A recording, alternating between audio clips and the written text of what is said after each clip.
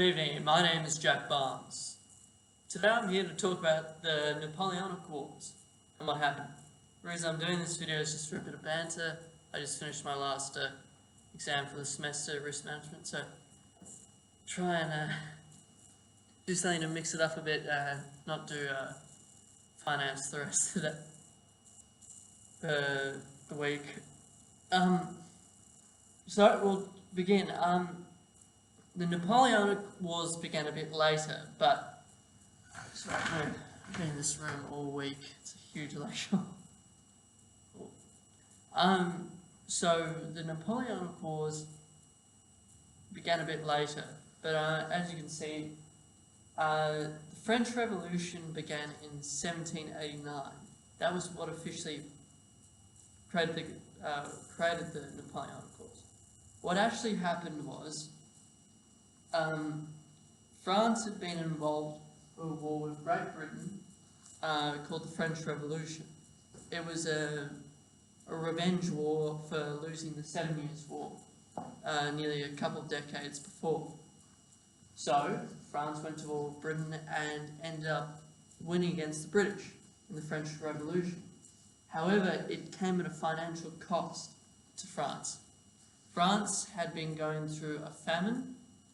Some believe today that some of that famine could have been caused by ash from maybe some volcanic activity around Europe, and ash could have come from around Russia or something like that and spread over the French lands.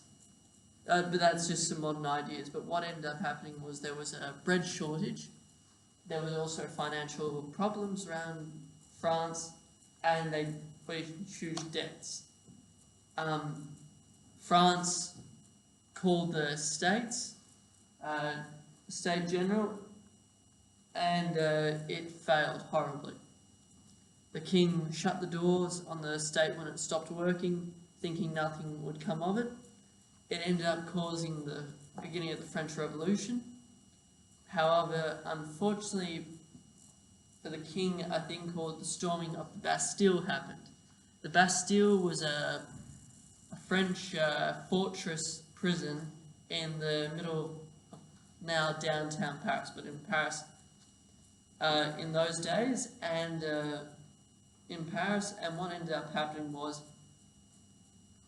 with some miscommunication at the bottom, with the leadership, the Bastille was stormed, and I think the governor of the fortress had his head beheaded, starting a very common trend of beheading French noblemen and starting something called the Reign of Terror, but that was a bit later. But what ended up happening was the French Revolution happened. The monarchy was dissolved in France after a thing called the Flight to Versailles in eastern France, to escape the border across to the Holy Roman Empire. However, the royal family got caught trying to escape France, and that pretty much destroyed the public's faith in the monarchy. So they were killed. What ended up following was a very bad bit of time in history. What ended up happening was, I'm tired. This is what happens when you do economics and finance. You get a bit tired. It's good banter. That's a good course. I'm looking forward to next year. What ended up happening was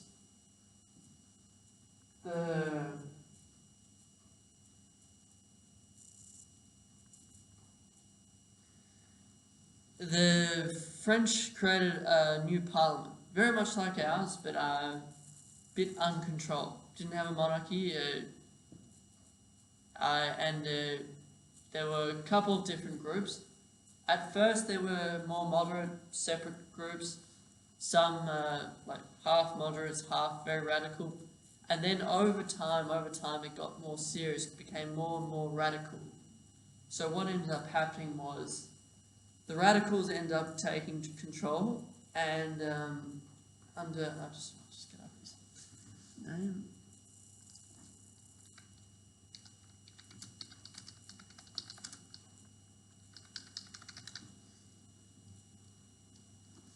Under a man called Robespierre,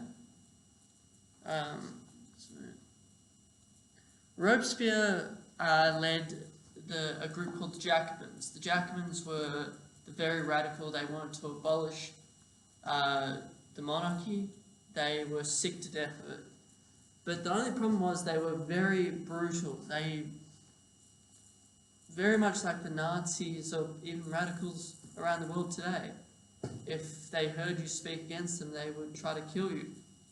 So I'm just being very simplistic here, I'm not getting into great detail with it, but what ended up happening was the Jacobins went a little bit too crazy.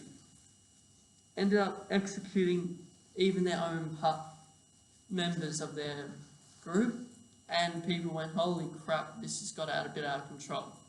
Robespierre even created his own religion, I believe, what was it, divine right, it was some wacko religion, the right of man, or something.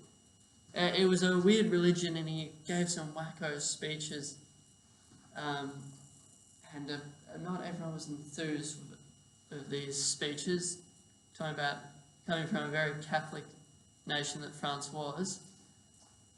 So what ended up happening, Robespierre got executed himself even after he murdered thousands of people. So what ended up happening was a new group in France came to power, I believe called the Directory. I could be wrong about that, I'm just going with memory right now. So here's the map we got right now. We've got, so it went from 1789 till 1799. I believe, could be wrong about that. But pretty much the map we got is Tsarist Russia over here. Tsarist Russia was in a real... Just check my shoes, all good? Yeah, my shoes are fine. Tsarist Russia was a powerful country, but I would have called that state a third-rate power. It done some good things, but it wasn't good as the Holy Roman Empire, we'll just say that. It had some great leaders. In forgot the year. A little while before all this, Russia had Peace of the Great. Peace of the Great had taken over from Russia when it was in absolute ruins. It had groups called the Streltsys that were running around the countryside shooting people. They even tried to kill Peter himself when he was a very young boy, under the influence of his stepsister, Savixi, or I can't remember her name. Very stupid girl for trying to kill the monarch, but she ended up getting sent to a nunnery later in life, or monastery later in life. But Peter took over and took control, and ended up fighting the Persians and the Ottoman Empire, and all these lads pushed them further down. He even took on the Swedish Empire, took back land that the Swedes had taken when in the past, and took all that back. So then, Peter also introduced Russia to trade, so made it rather powerful-ish. Still nothing compared to Britain, British Empire, France, or the Holy Roman Empire. And we'll get to the Holy Roman Empire in a sec, which its name is very deceiving, very much like Japan. What ended up happening with Russia was,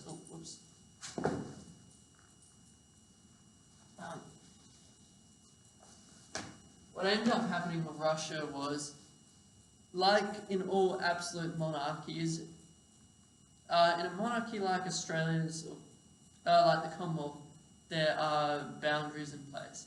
However, in an absolute monarchy, things can go a bit astray. With absolute power, with a good person, it can be fantastic, but with absolute power of a bad person, it can go to shits. In all honesty, I'll just get rid of that. In a system like ours, in Australia or in the Commonwealth, there are boundaries. The Crown and the Parliament hold each other accountable. Like the Governor-General's seal representing the Crown. No bill can go without royal assent. However, if one group did not need the other, that could be very risky, and that exactly happened in Russia with an absolute monarchy in the Tsarist Russia.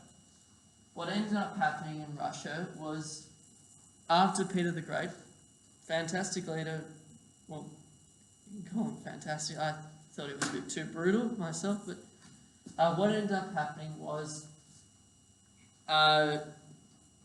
his wife got in charge and got controlled by noblemen, children following lines of people got in control, corruption, things like that happened, and corruption followed a lot of it. Then, I can't remember her name I think it's Elizabeth something, took control in a revolution or coup in the palace, using the palace guards, and took control of Russia, calling herself Tsarina Elizabeth I. I could be wrong about that, but she took control of Russia, and she controlled Russia for quite a while. The only problem was she didn't do quite a lot. So nothing really happened to Russia. However, then her son, Paul, oh no, it was Peter, sorry, yeah, my names.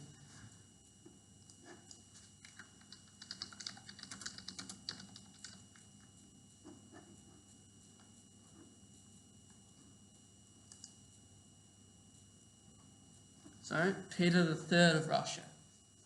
So Elizabeth's son, oh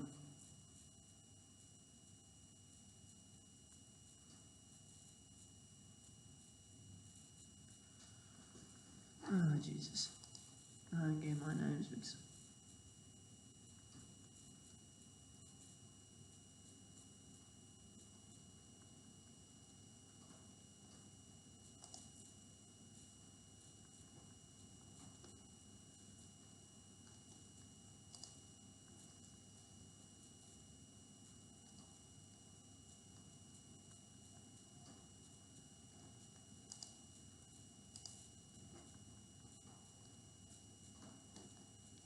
Alright, I might have got the names wrong there with Peter's mum, but pretty much what you need to know is Peter the III of Russia was an atrocious leader. He did not know how to rule a country, and I'll just explain what had happened.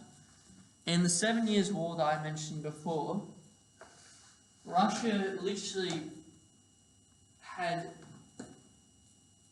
Prussia, Britain, were literally versing the whole of Europe. Russia, France, Holy Roman Empire versus Prussia. It was game over pretty much for Prussia. And somehow it fucked up. I will explain how it happened. And it has to do with Peter. Russia was whipping ass. They were whipping ass. They got to Prussia. They were literally near Berlin. The Holy Roman Empire was pissed off because they'd lost Silesia to Frederick the Great, who was also called the Great. I'm not sure why he was called the Great personally, because I don't think declaring war and conquering a whole lot of land makes you a great. I think leading makes you a great. Oh crap, not a flash. So what ended up happening was, they literally got to here, and the Tsarina died, or the Empress died. Peter III took power as Tsar Russia, or Emperor of Russia. Now the only problem with good old Peter was, he was a good fan of he was a good fan of the Germans. He loved the Germans. He in fact had a title around here as in one of the Grand Duchies of the Holy Roman Empire. And in fact, he cared more about the Grand Duchy, or the duchy he had a title to, than the actual Russia. Some said that he didn't actually speak with a Russian accent, he spoke with a German accent. So, I could be wrong about that, but this is just going from memory. I'm a bit sleep deprived right now. But what ended up happening was, and Red Bull. I'm tired. No, I'm doing this right now. I'm so tired. Pretty much, Peter got into power and said, we're gonna give back, or we're stopping the war, we're not gonna be a part of it anymore. So Russia retreated back to their lines. Now the lines are a bit different here, because this is that 1789 lines, and this war happened a couple of decades before. So the lines are a bit different, but you get the gist. Pretty much, the Russians retreated back to their lines because of Peter. Everyone was pretty pissed off about that in Russia. Since they were winning, they were about to take a fair chunk of land. The Holy Roman Empire and the French were still on their asses. The only problem was the French had lost all their lands in India, and America were in great financial debt. The British owned this bit of land called Hanover, the Kingdom of Hanover. The Kingdom of Hanover was a small German duchy, or German kingdom, that was given to King George, I forgot. It was a British kingdom, pretty much, by marriage, by ownership. So pretty much the French got pushed out, and the Prussians and the British fought them off. The Prussians pushed the Holy Roman Empire back, or the Habsburg bit of the Holy Roman Empire back, and that was the end of the 7 Years' War. Now, in Russia, I'll just explain this for now.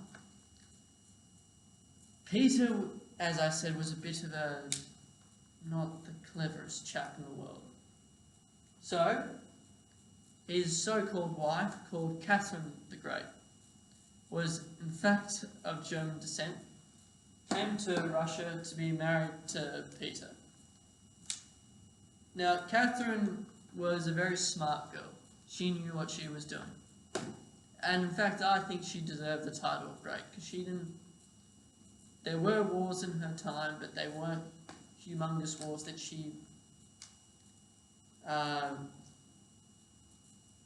demanded. Like, there were bad things that I think she did, but she modernized the country without humongous amounts of violence.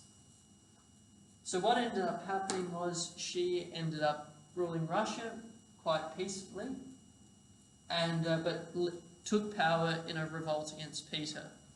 Peter, I think, St. Petersburg is somewhere around here.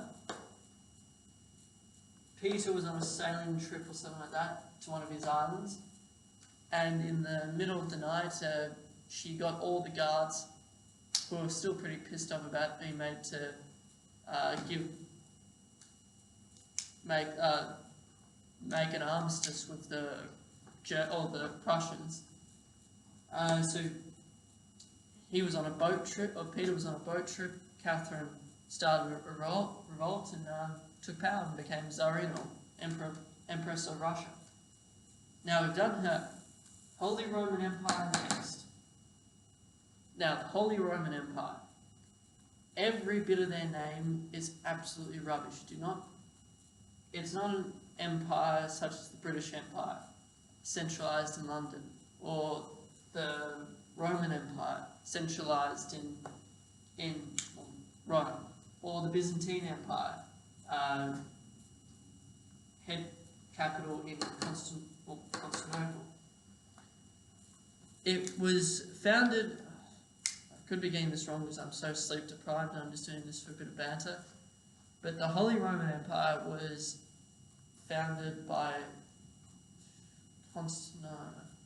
Charlemagne. I could be wrong about that. By Charlemagne, I could be wrong. But pretty much, it was founded after the fall of the Roman Empire, with the Europe being split up into 3 bits: West Francia, East Francia, and Middle Francia. I could be wrong about that. But pretty much, the Germans founded the Holy Roman Empire, and it got bigger and bigger. But the thing is with it, it was never actually a proper empire. It was literally just little states. Like literally this area is hundreds and thousands of little German states. It's a very confusing system, the Holy Roman Empire, and it, in my mind, it could have been something great, but it needed to be centralised, and it never was, unfortunately. And for that reason, there was infighting, like Prussia and the Habsburg part in Austria. Now, for centuries, the Habsburg Austrians had literally controlled everything in Europe. They were the powerhouse, the boys. But unfortunately for them, their power was weakening. And the little duchy of... fuck me. Red Bull might give you wings, but it's not helping me right now.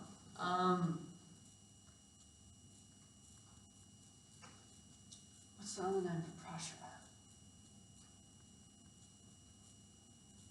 Alright, there's another name for Prussia, but I can't remember it right now, so we'll just call it the Principality of Prussia.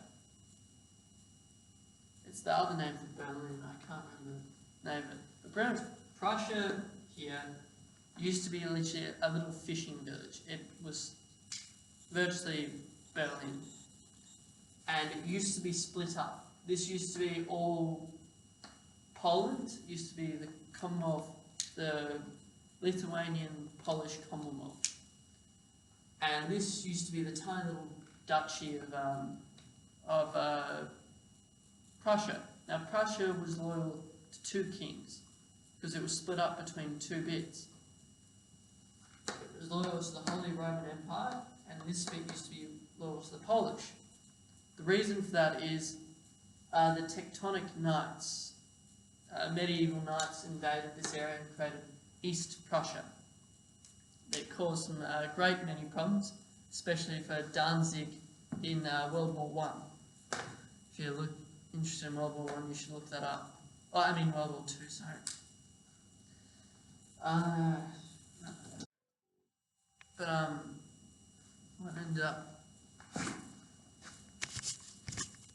What ended up happening was Prussia was virtually a small fishing town, but it under, I forgot which king was the king before Frederick the Great, Frederick the Great's dad, pretty much made it into a big militarized kingdom.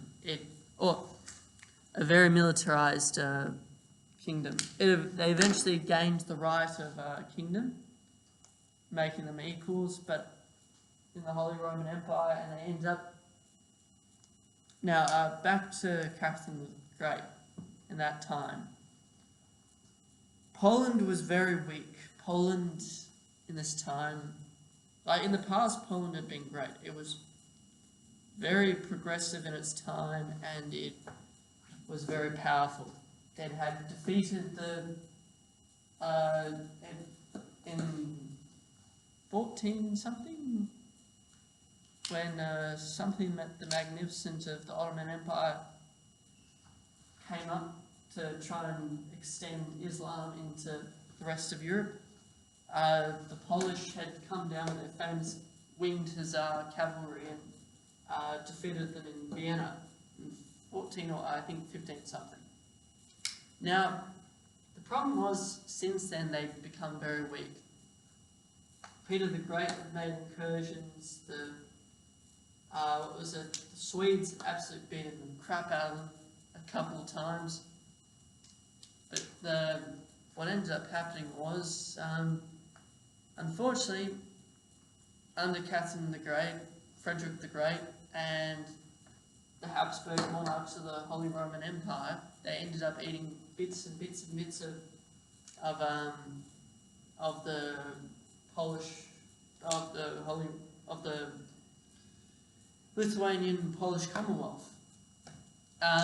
Even I think one of Catherine's lovers would end up being put as Prince or King of Poland until the rest ended up just being split up. But in 1789, the French Revolution, there's still a bit of Poland there. But, alright, so we got Europe right now. Happy, pissed off. Very unstable country, or empire, so-called. Alright, now Spain. Spain is a special case. Spain had a very large empire. Also, if you're part of the Catholic faith, in those days, literally the Pope had drawn a line through the world and said part of the world was for Spain and part of the world was for Portugal, I believe. Could be wrong about that. So literally the whole of South America, literally the entirety of South America was under Spanish control. However, after the American Revolution, something ended up happening. As well, in the American Revolution, Spain helped out the Americans and the French.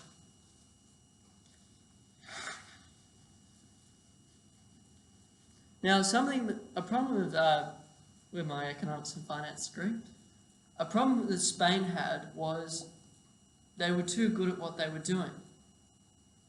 They had been importing huge amounts of silver and gold from South America. Now that's very good, very good. However, if you have something and people want it, I'll just give you an example. This 50-cent coin.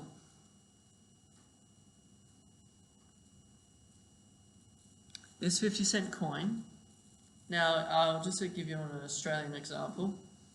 In around 2008, when the financial crash was happening, and before that, the rest of the world was shitting their pants. But Australia wasn't.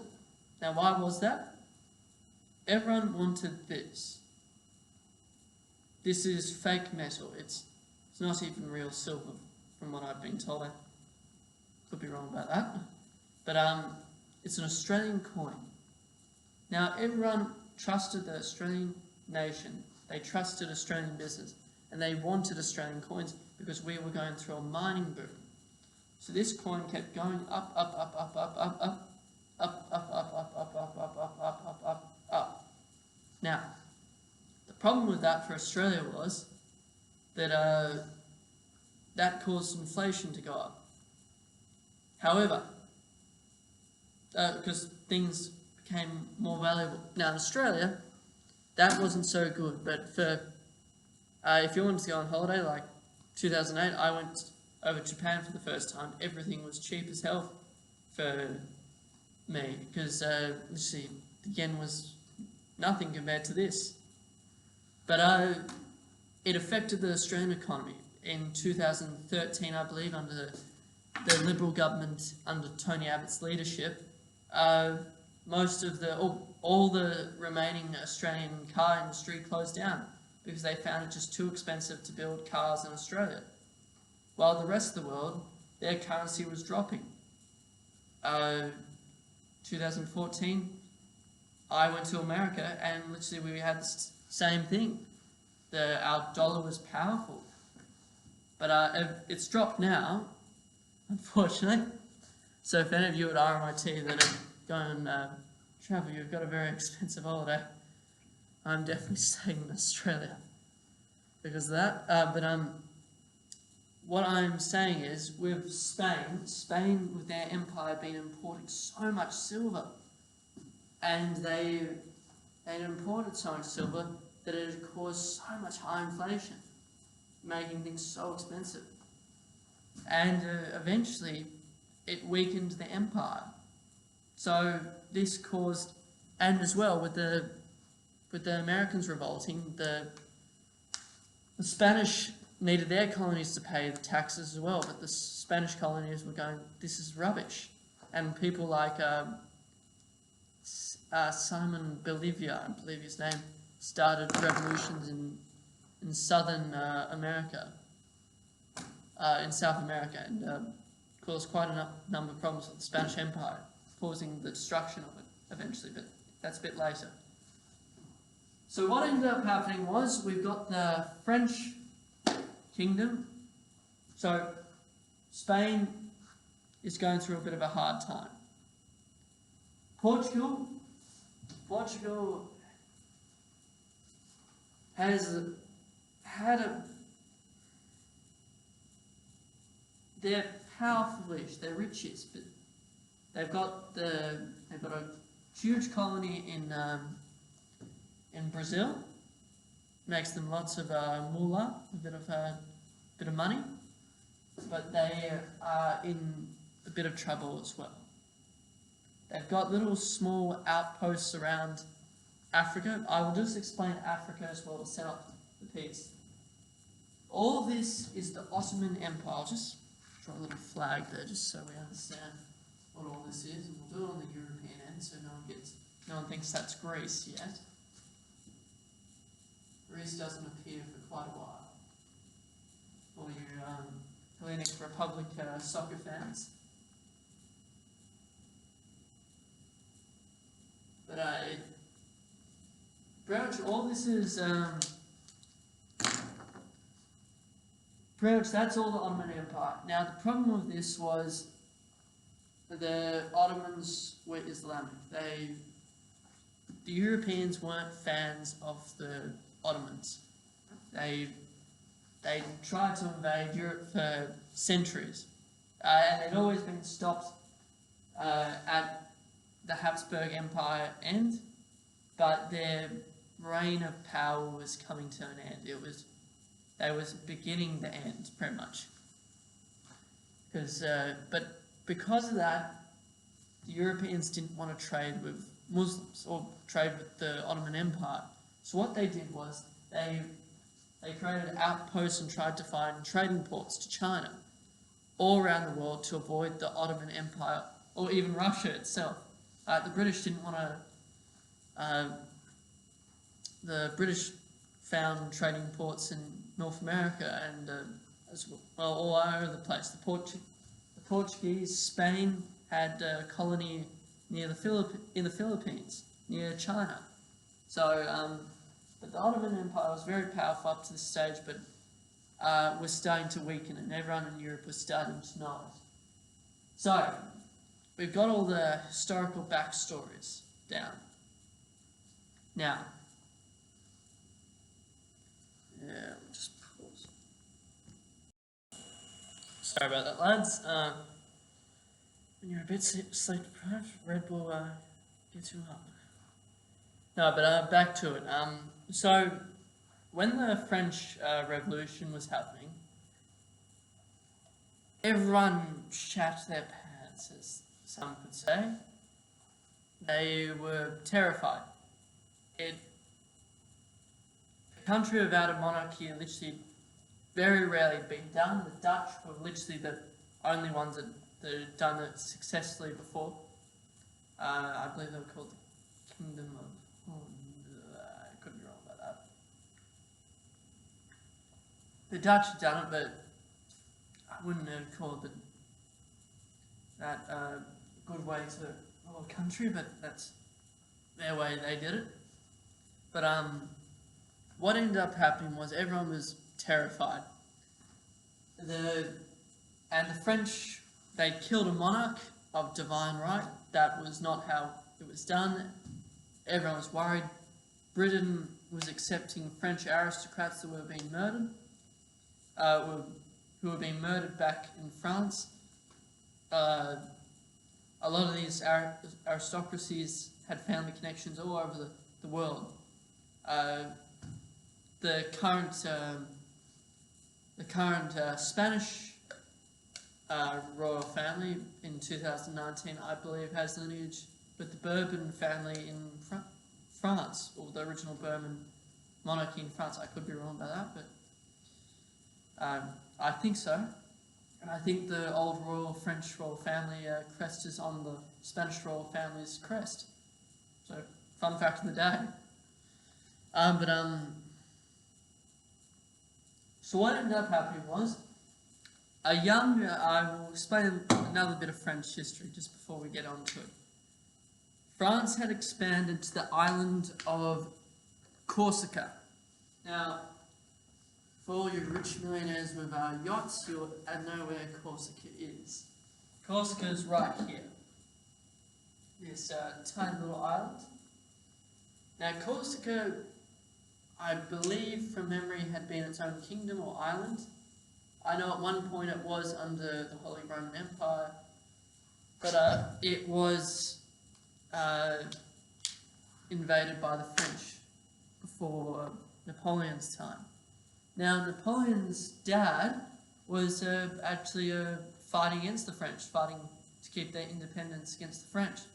However, Napoleon's dad, I believe, was a lawyer or something like that. I can't remember. But a lot of the noble families of Corsica tried to fight against the French, but ended up losing. And Napoleon's dad surrendered to them, surrendered to the French. In return, I believe he got a high-ranking position on the island. And but Napoleon was very annoyed with the French when he was a young boy. He was very patriotic about being a Corsican, and he really hated the French. However, at a young age, his dad got a position for Napoleon at one of the French military academies. France, still to this day, has many military academies, but back in those days they were elite places. Only the elite of the elite went to them. But aristocrats, royals, top of the top, even some lower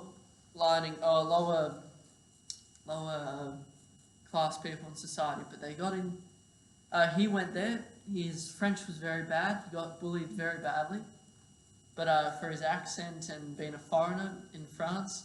But he was very smart. Apparently, very good at map making and very good at maths. He may have done Latin. I could be wrong about that. I read a biography about him last year, but I can't remember. Just got a lot of numbers going through my head right now, so I'm just trying to do a bit of history, just for a bit of banter. But so what ended up happening was, good old Napoleon. France had been whipped in the 7 Years' War, so France was pretty humiliated, and they were preparing for their next big war, because they won the American Revolution, but everyone was pretty pissed off about it, since everyone was starving in the streets, and a lot of taxes were going up. Another thing with the French Revolution, just to state this, was the taxes in France were very unequal and regionalised. They didn't match up with other regions. So it pissed off a lot of people. But to get back to the point, good old Napoleon was in all this. Now, Corsican corporal, really came from nothing. His dad was a nothing. His mother and his other family members were poor as hell on the island. They had debts.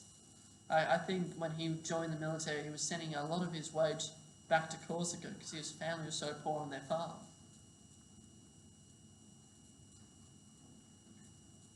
Oh, that's stuff to keep you awake. Now, bits of France, when pretty much at the end of the French Revolution, were sick to death of people like Robespierre. They thought they were brutal.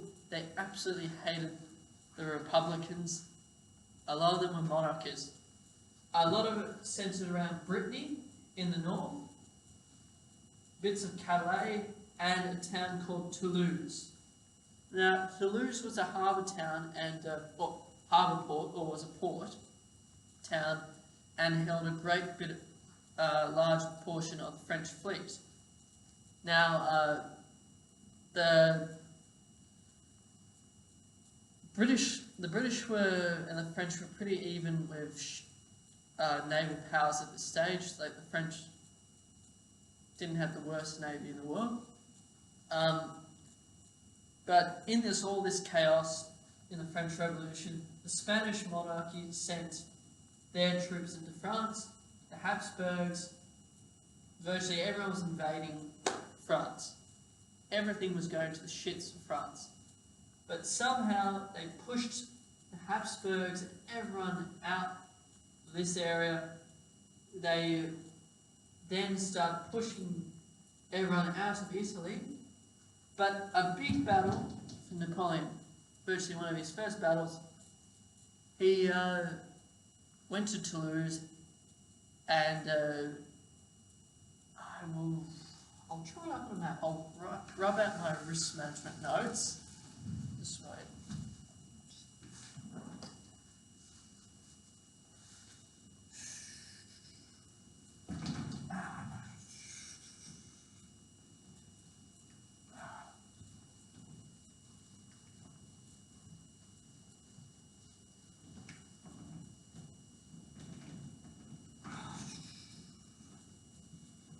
Alright, that's good.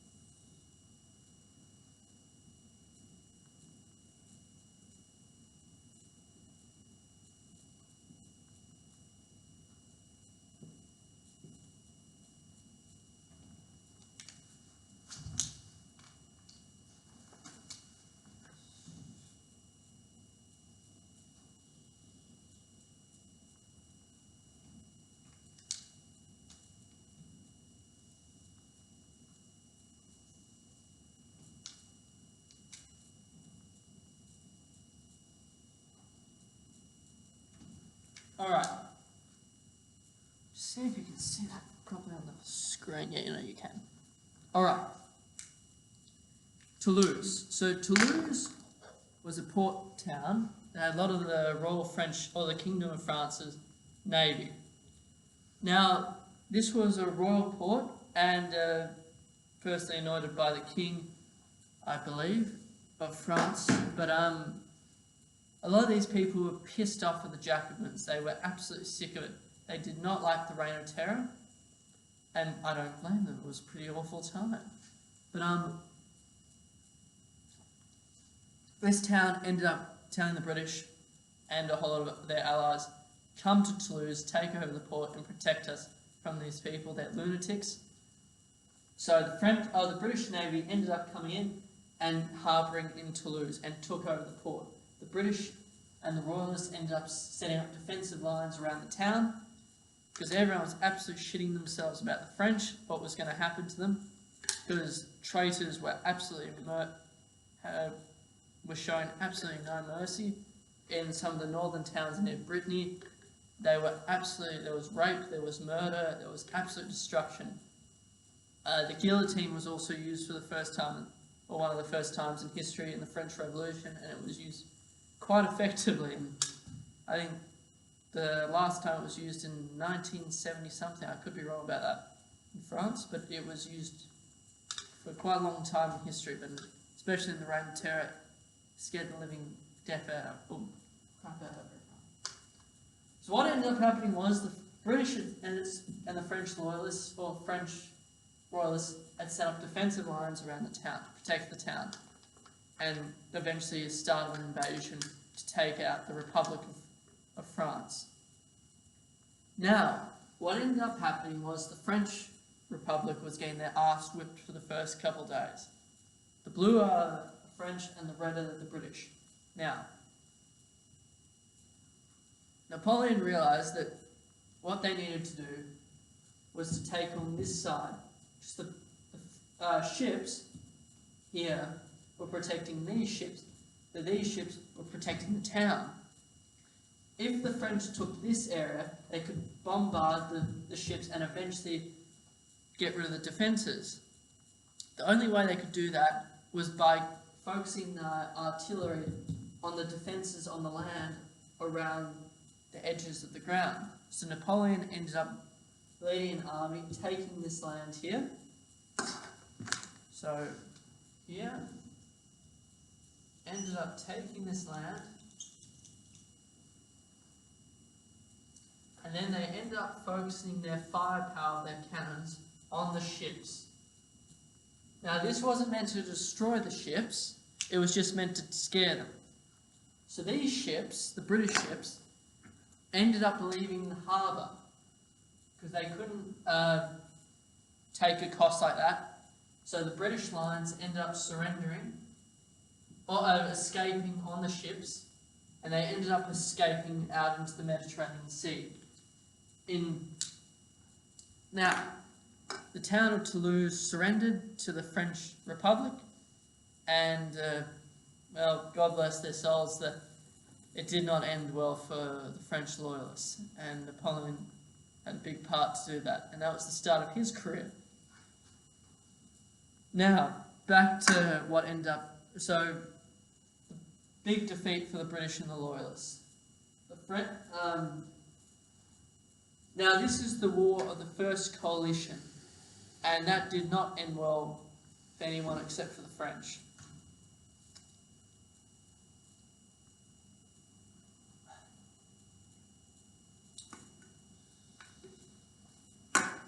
Alright. Okay, so the next thing that happened in the end of the French Revolution, or the War of the First Coalition, was the war had turned against the coalition. The coalition involved Spain, all the states, most of the states of the Holy Roman Empire, the Dutch Republic, and a couple others. Pretty much what had happened was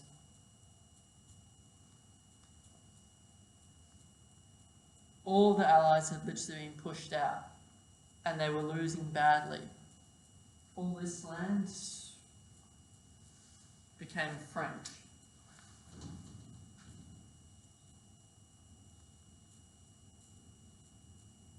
Now, something important about the Dutch.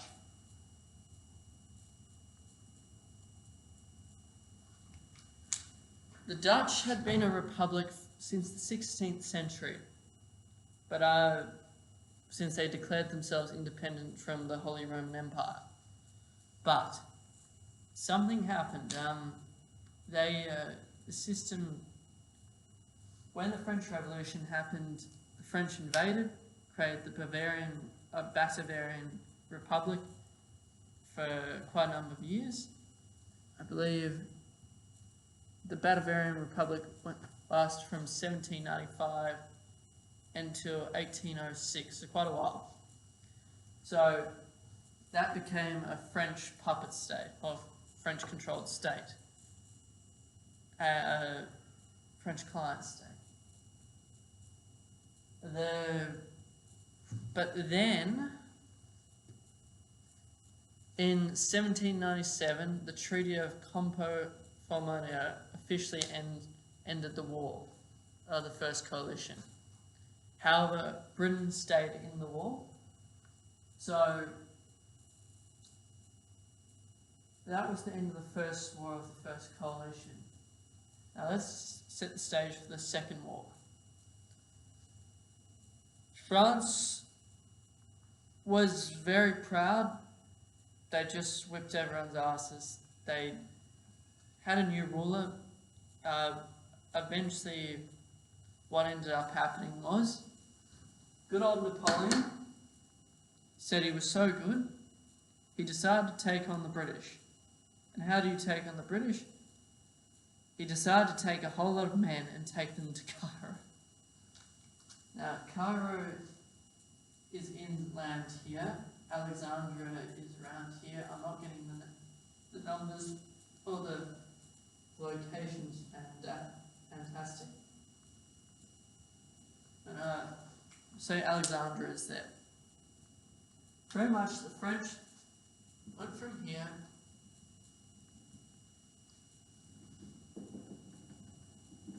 arrived there.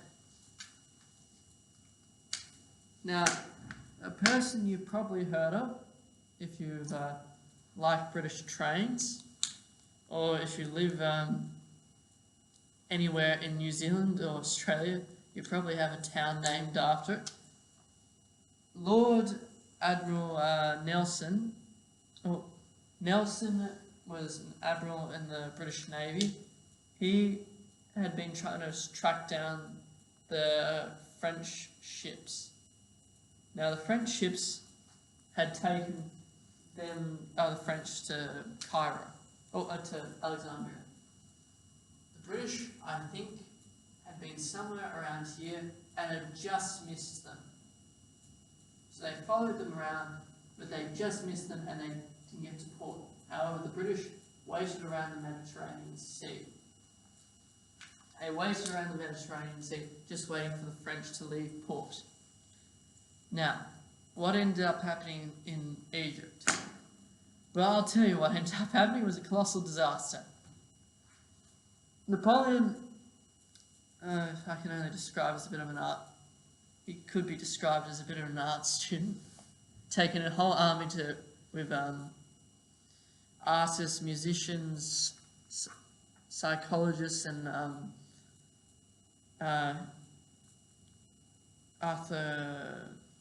history people. Arthur, can't even pronounce it right now, but I'm so sleep deprived. But pretty much what happened, he took a whole lot of French people from different bits of society with his army to research the history of ancient Egypt, because it interested him quite a lot. Got there, pretty much, he went, we're going to do better than Alexander the Great. He marched his army, defeated literally all the armies along the way, went through, I think, near modern Israel, got here, defeated the army there, but realised that he wouldn't even be able to go any further than near modern Israel. So he retreated, I think, got to Cairo, or went back to Alexandria. I'm not got the facts absolutely correct, but he did turn back at some point. And he realised that the situation was impossible. The problem was the British still had their fleet out here. And I think the French took the fleet out to return to France, and good old Nelson whacked the French fleet. So the problem was they couldn't get the French army back to, or this army back to France. So heroic, Napoleon, not in the most heroic way, abandoned his army. His army did remain there for quite a number of years, or quite a while, but eventually the British landed there and captured the entire French army located there. But Napoleon went all the way back to France. Now, good old Napoleon for whatever reason, I'm still not quite sure, was received as a hero in France. I would not have said a defeated person who abandons his army is a hero, but that's just me. But he reached France and was treated as a hero. Now, his wife, oh Jesus Christ, what is her name? Joan.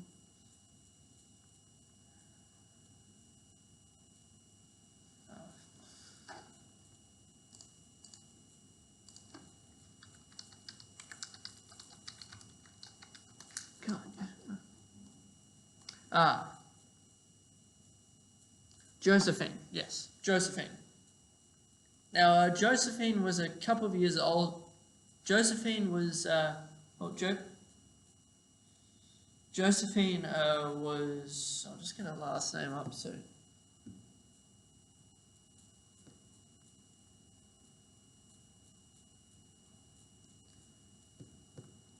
Josephine,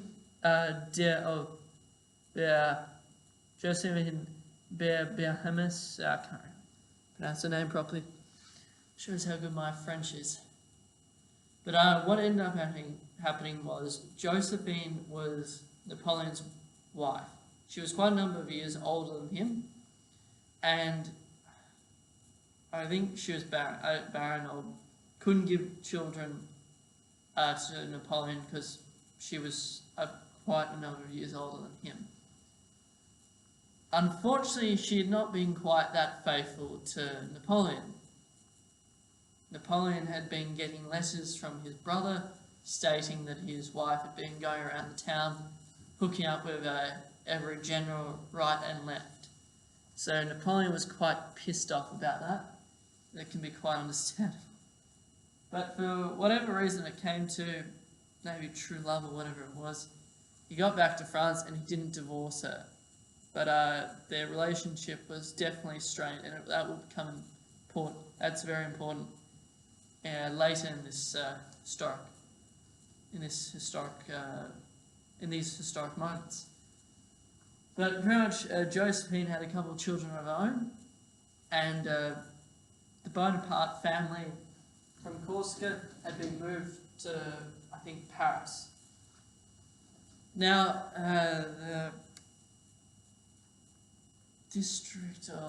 the directory that ran France was very corrupt at that time. Napoleon was arriving back in France, and the directory in France was a very bad version of a modern-day parliament. It just did not work. There was corruption, everyone was there for themselves, and no one agreed on anything. The people of France were getting sick of this. At one point there was even a royalist revolt, and Napoleon had to put down with a grappling shot. It's a type of cannon shot where you shove a whole lot of metal in and a whole lot of other things, and when you shoot it off, it goes everywhere. And it's like shrapnel. It literally goes everywhere. It's not one big boulder or cannonball that goes through. It's little bits of metal that go everywhere. It's literally like a machine gun, but it's just metal and glass and everything. In modern warfare, in today's time, you can put landmines and you can put a whole lot of glass and things like that. It blows up and it goes everywhere. Very effective, but Napoleon did that to these royalists. But so it was very effective putting down a royalist revolt in Paris, I believe. I could be wrong about that, but I think I am right. But what ended up happening was the directory was not very useful. It couldn't get anything done and was so corrupt that the French people were sick of it. They were sick to death of all this war and bloodshed. So what they said, what ended up happening was Napoleon was a superstar. He had an army. So as you do in 19th century France, now in the 1800s, he went to the directory and he asked to become the leader of France. What ended up happening was the Directory had a chat about it. And by that I mean they had an absolute roaring debate that took hours and hours and hours. What ended up happening was Napoleon got sick of waiting. So Napoleon marched in with his army. I think he drew a sword to the head, drew a sword to the head member of the parliament, or the head person of the parliament, and a whole lot of his grenadier soldiers pointed their rifles at the people in the parliament and said, make me the leader. So literally he then left, and he was proclaimed the leader of France. I don't think he was proclaimed emperor at that stage, but I could be wrong because I'm just going off my memory. So we have an issue now. France, one of the greatest kingdoms in Europe, that has literally been at the centre of European life for the entirety of human history, has now decided that they're going without a monarchy. Now this is a big problem. Spain's crapping their pants, Britain's crapping their pants, the Habsburgs are having a mental breakdown in the toilet. They're going, crap, this is not the best. The Russians, Catherine the Great, she is starting to go, holy crap, my liberal reforms. Catherine the Great was very progressive. She was modernistic. She was very liberal. She wanted to give power to the people. But when the French Revolution happened, she went, holy crap, maybe all this liberalistic, progressive stuff isn't the best. So because of the French Revolution, she ended up winding back virtually all of these liberalistic rules, because she was going, holy crap, I don't want to have my head chopped off. I don't want Russia collapsing like the French. And fair enough, it's a very scary time. But what ended up happening was, and you could be asking what's happening with the Ottoman Empire. Well, not much was happening with the Ottoman Empire. That's part of the reason they collapsed. Not much happened. But what ended up happening was, just trying to remember now. Just give me a second. I'm just trying to think. Now, the War of the Second Coalition was virtually a continuation of the War of the First Coalition. It included the Holy Roman Empire, Britain,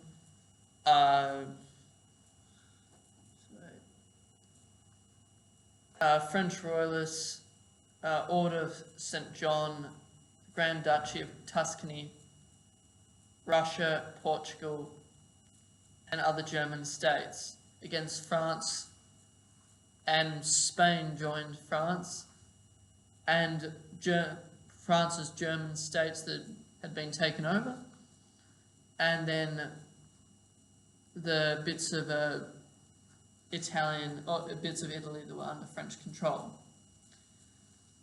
France, at this stage, had pushed the Holy Roman Empire back in a staggering amount of way.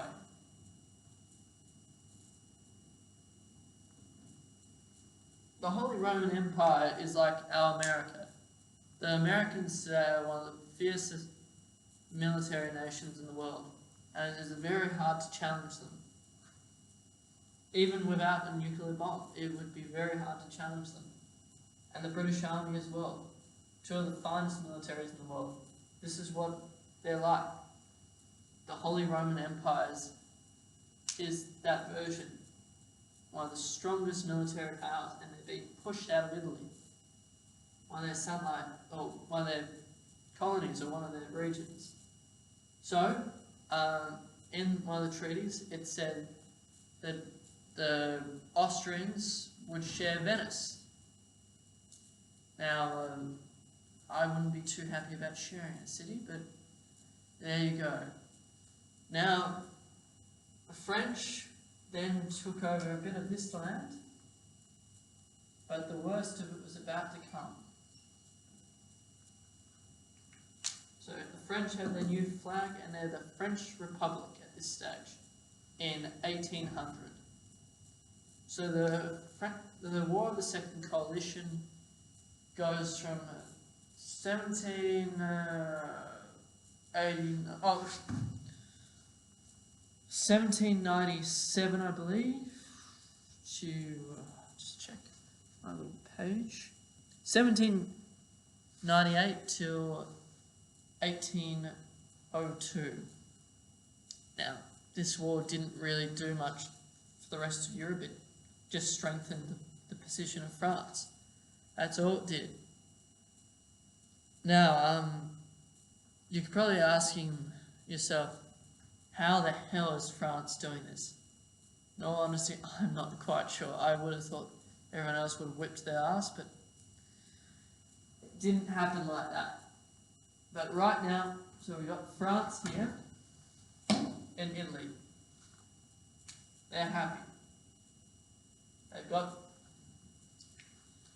Napoleon strengthened his positions here, here, here, here. The Bavarian Republic is here. And now the worst bit of the Napoleonic Wars is about to begin. This was the strongest period for Napoleon. He could literally have destroyed one of the oldest states in Europe. I will just begin in a sec. Now,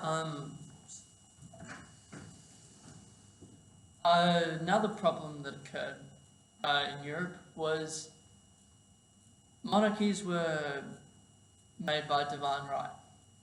In reality, who won wars or things like that, but some monarchies had been made by divine right, some had been made by revolution. In this case, Napoleon crowned himself Emperor of France in 1804. The big problem was he declared himself King of Italy in 1805, and that really annoyed the Austrians. Now, the Austrians weren't happy about that.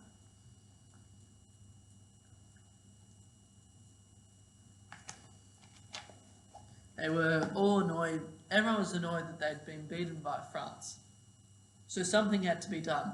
So they made the Third Coalition.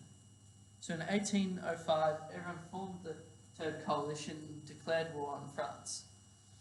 France, knowing this would happen, was proactive and force marched their armies. I don't know if you can see that. Just see if I can zoom in.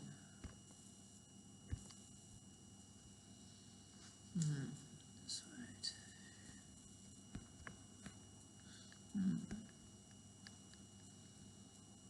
Alright, I think you can see anyway. Alright. So France quickly marched their army into the parts of the Holy Roman Empire, into the small German duchies and kingdoms.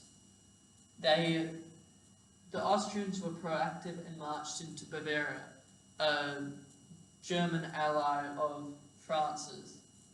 However, the Holy Roman Empire's army didn't assemble quick enough, and a large chunk of it under General Mack of the Austrian army was meant to meet up with the rest of the Russian army that had force marched all the way from Russia and parts of the other bits of the Austrian army. They were all meant to meet up and face Napoleon together. Unfortunately, did not meet up because of the speed of the French army. So the French picked them off one by one.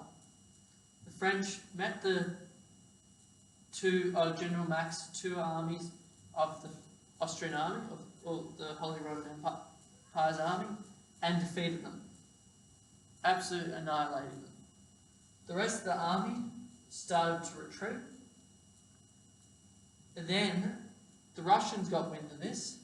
Kutuzov's army got wind of this, was marching their army down, turned right around and went to town called Olmütz, or Olmütz.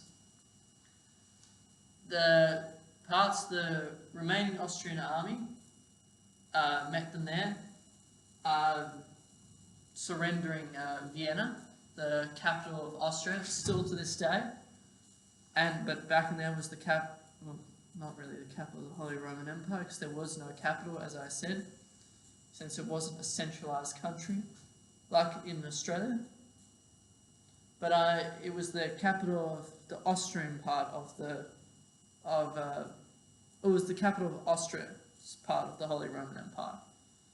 So what ended up happening was the Emperor of the Holy Roman Empire, the Emperor of Russia met there, and Kutuzov's army and a couple of other armies met there. They were not ready to face the French. Their plan had buggered up, and they were about to face a force that they'd never met before. And I will just change the maps up a bit. Okay, back to what I was stating before. We're at Olmütz, and everyone's panicking, but there's quite a large army. In fact, quite a very large army. We'll get to it.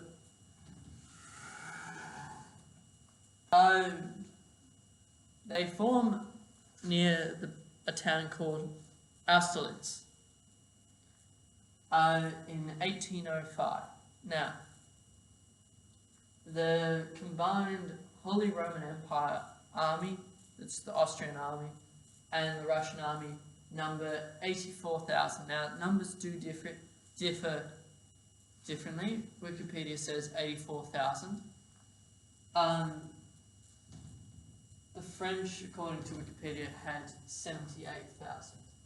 Now, I believe that number is far too bigger difference, but that's just me. And different websites give different numbers, because their record system wasn't as good as is now. But what ended up happening was the army was on the Pratzen Heights. The Pratzen Heights was a large hill, and in warfare you always want the higher ground. Now, Napoleon specifically made his right side weaker, so the army on the Pratzen Heights would be lured to attack the weaker side. So what ended up happening was, unfortunately, Alexander the Tsar of Russia got a bit carried away. Didn't listen to his general Kutuzov, and told his army to march off the heights and attack the weaker side. Kutuzov warned of the dangers of this, but the emperor commanded it, and well, it did not end well for anyone, especially the Austrians. What ended up happening was,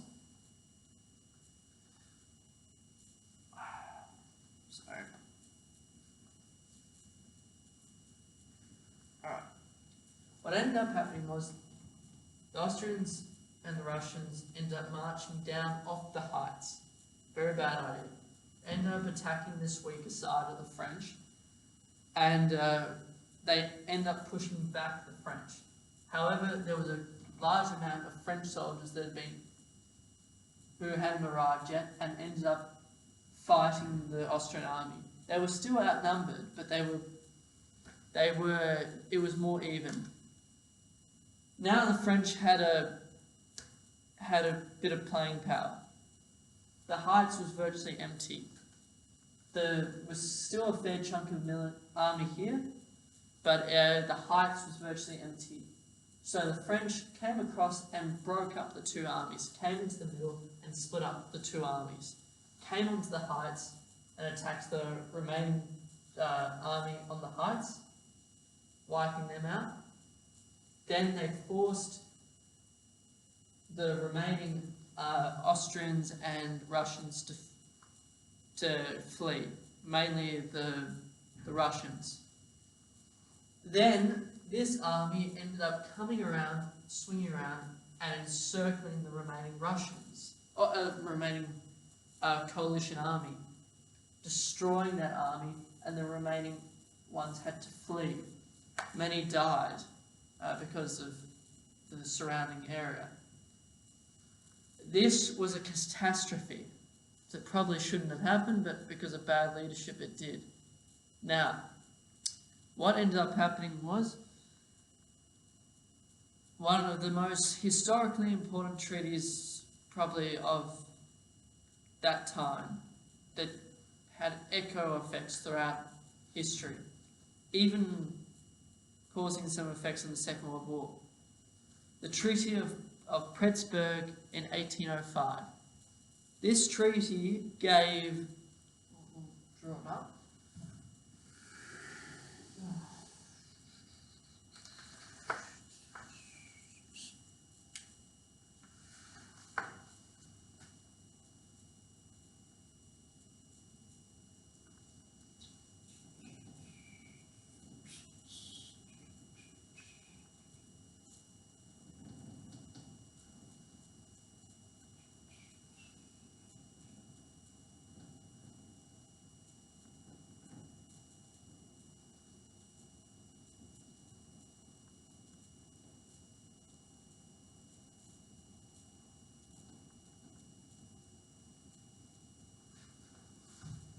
wait a sec.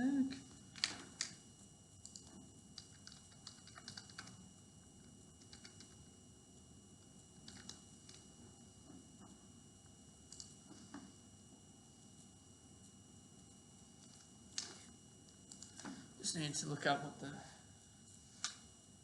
flag afterwards was.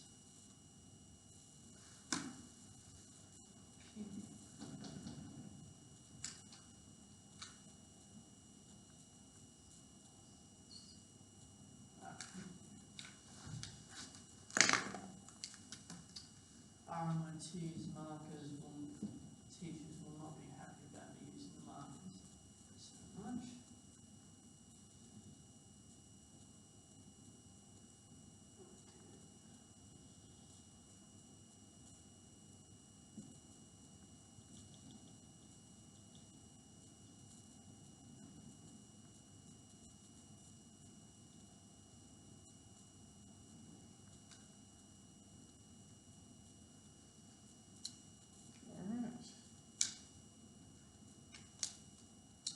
So, and we'll rub out that stuff.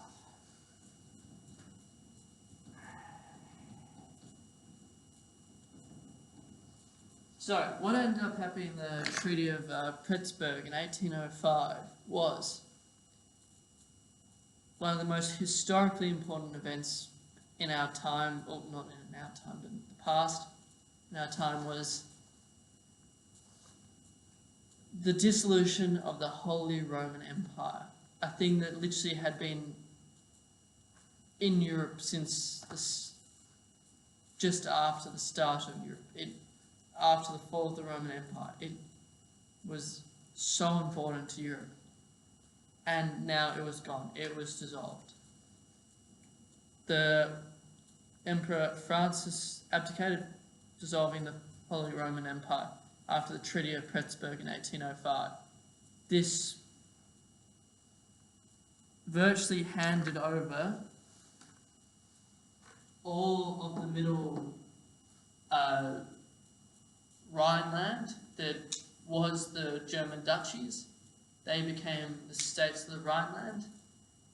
Westphalia and a couple others. Westphalia is a bit north, but it also handed over all this land to the Kingdom of Italy.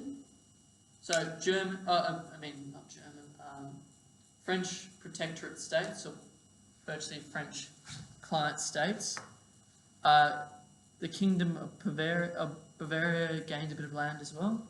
That was a French ally. I wouldn't know if I would count as a French client state, but it was definitely an ally. And Kutuzov's army had to retreat all the way back to France, being followed by Napoleon. However, this did not last long eventually, but pretty much this is such an important historical moment, because virtually you've destroyed one of the most important institutions in history. So you've virtually, at this point, France is at their height of power. The French state literally controls Europe. No one can challenge it. The only power that could have virtually challenged anyone in history in Europe was the Holy Roman Empire of France. And literally, the Holy Roman Empire is gone. France is the superpower now. However, there is one little thing that has happened, and it involves Lord Nelson. We'll rub out this. I'll just get it up again.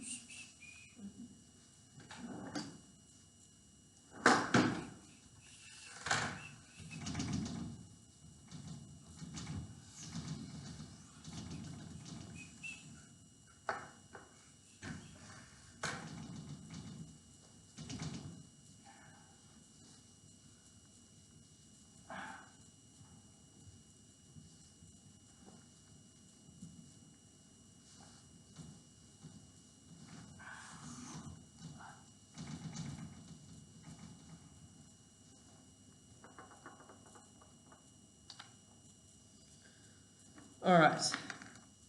Now, there is in the modern world, there is a place called Gibraltar. Gibraltar is a British territory at the tip of Spain. Now, Gibraltar at that time, I do not believe was part of Britain, but it took place near Gibraltar. So if you try and look through the map, pretty much put Spain here. I'll give Portugal a bit more sharp curve. Okay. That's better. Alright.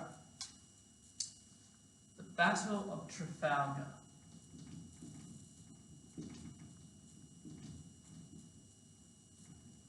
In 1805. Now, when Napoleon defeated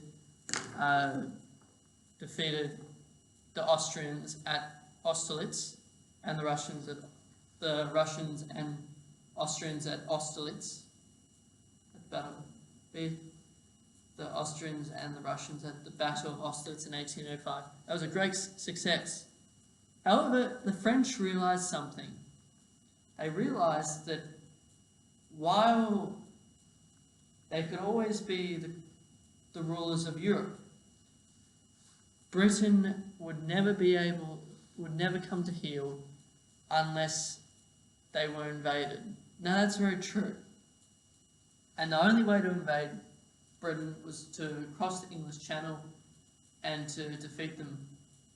Now if they'd gone across that English Channel, I reckon Britain would have been screwed. But thank God for the British Channel, because they couldn't get across. So what ended up happening was France, while in the peacetime between the coalitions, or between the War of the Second and Third Coalition, France used that time to build up its navy and build up an army along the coast of Calais, I believe. I could be wrong about that. And the British were very aware of this and were preparing for war, and I think they were the ones that declared war on France after a year after the end of the Second Coalition, or the Second Coalition. So what ended up happening was the British knew that they had to defeat the navy, the French navy. So what ended up happening was there were a couple of fleets of the French Empire. France is now the French Empire, not the French Republic anymore, in 1805, or 1806 now. No, 1805, sorry. One fleet went to Haiti to reconquer Haiti with a small army, because Haiti had been a French colony, of French territory, French colony. However, Haiti had rebelled against its French colonizers and was now ruled by the former slaves. However, it got a bit unruly, and unfortunately the leader of the rebellion, he himself was killed by counter-revolutionaries. It got very bloody. But the point was, the French wanted their colony back. So they sent down a fleet to take out the Haitians, or I don't even know what you call a Haitian. But pretty much, the French wanted the plantation of the colony back, but failed. So there was one fleet out there. Literally, Lord Nelson was playing cat and dog with the French fleet. He was trying to find it.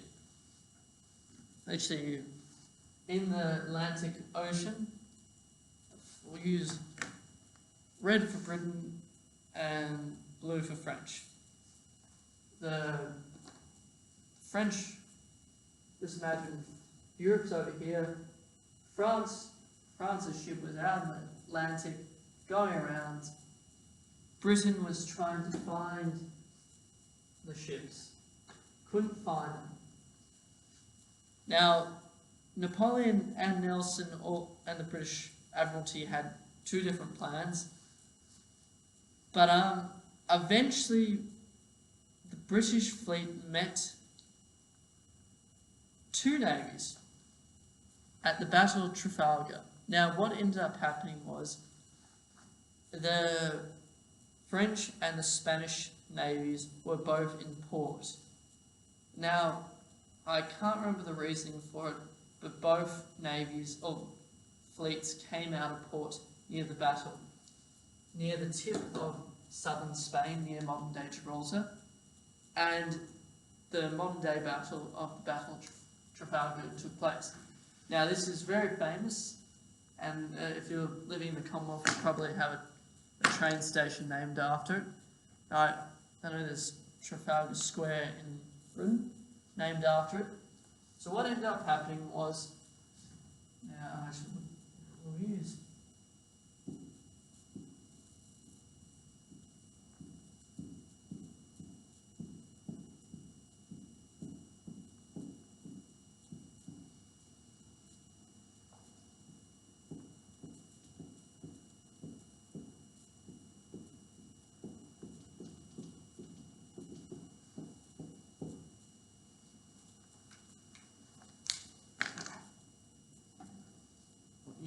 Alright, so pretty much in the 19th century naval warfare, you lined up your ships against each other and you fired from the side. Now, in modern naval warfare, you don't do that. You use rockets, or you can use your cannons from the front of the boat, and the turret moves.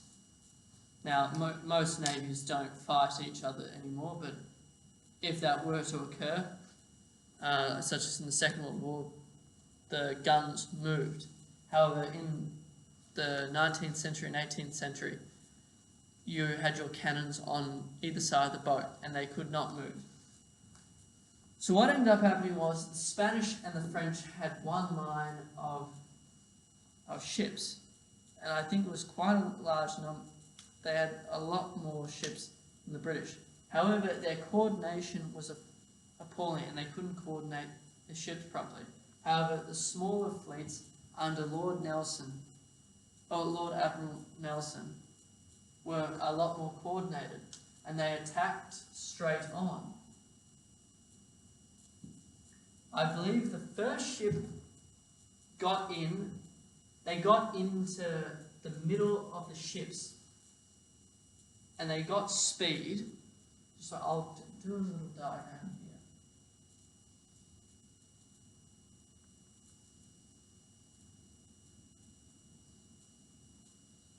So pretty much what happened here was, that's a French ship, that's a Spanish ship, that's a British ship. So pretty much what happened was, the ships sped up. They were fired on like hell. The British couldn't do anything about that. However, they would speed up and they would get in the middle of the ships, like here. So it's in the middle of the two ships. Then the French and the Spanish ships, the French ships, could not fire. So the British would then stop their sails and absolutely fire like hell. They would fire grappling shots, they would fire cannon shots at both ships on either side, and they would annihilate the Navy. So literally this kept happening to all the ships. There were two lines. So then this line of French ships tried to counterattack, but failed, and ended up, I think a lot of them,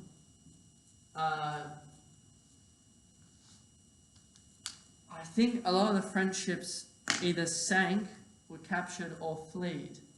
So that was one of the biggest disasters for the French Navy and the Spanish Navy, and that battle is also a very historic moment. Just like the Battle of Austerlitz, this battle pretty much put Britain as the dominant sea power for the next 2 centuries. I think no navy except for the American Navy in the 1940s could have challenged the British Navy. And even now, navies aren't as important as they used to be, but literally Britain had the dominant sea power because of this battle for the next 2 centuries. So, it's a very important battle. However, Lord Nelson was shot in the battle, and he is seen as a British hero to a lot of historians and a lot of British people, as a very patriotic person. He was shot in the battle and kept on fighting, and a lot of his men wanted to look after him and tell everyone, but he told, keep it quiet, keep up morale, and keep it up. So at the end of the battle, he ended up dying, I think, because of blood loss. I could be wrong about that. I think I'm correct about that, but he ended up dying. You've probably seen, if you're watching this video, you've probably seen paintings of pictures of him going like this and everyone's around him going, "Oh, Nelson, you beautiful beast, what's happened to you? Oh, you beautiful man, what's happened to you?" But Nelson died in the battle, so he is seen as a very patriotic person in Britain because of this battle. So eventually, so that stopped any ambitions of France invading Britain. So literally any battle that was going to... This is what started the next problem of the Napoleonic Wars. Napoleon realised that he would never be able to invade Britain. He could always control mainland Europe, but he could never invade Britain, and Britain was the main power that could defeat France. So the next thing was maybe stop Britain another way. Maybe not militarily. Maybe do what they did to them, financially, economically. So financially, France created the European economic system. It sounds a bit like the EU, but the EU, I promise, is a lot better than the European economic system that Napoleon had. The European economic system was a system set up to do trade without Britain. So to virtually blockade Britain to stop doing trade with Britain. There was only one problem with that. Most of the trade routes were run by Britain. So virtually, after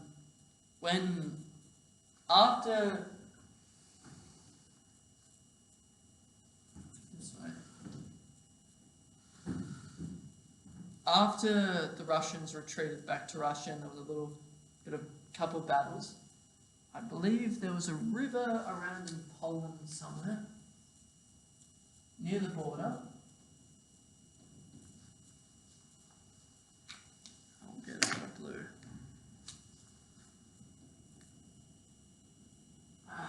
Now, at that river near the border of the historical Poland, because I don't think Poland exists anymore, only kind of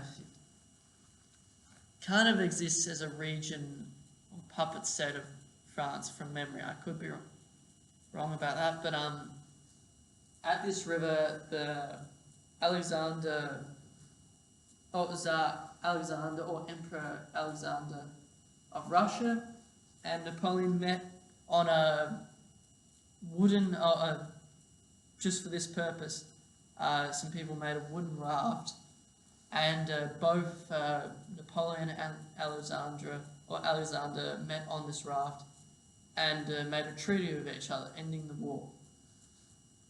Now, it was all smiles and everything. Napoleon did not trust Alexander one bit. It's mentioned in his diaries that he thought Alexander was very fake and was not to be trusted. However, there was another thing. The main purpose that Napoleon wanted from Russia, and it was a very good deal, was Russia had to stop trading with Britain and her allies. Now, while it did seem like a good deal, the only problem was Britain literally controlled all the trade around here, so St. Petersburg's trade went down by huge amounts, meaning that the whole Russian economy went down by a lot. Like, it was not good. So then what ended up happening was countries started breaking the economic system. I'll just go to the toilets, I'll be right back.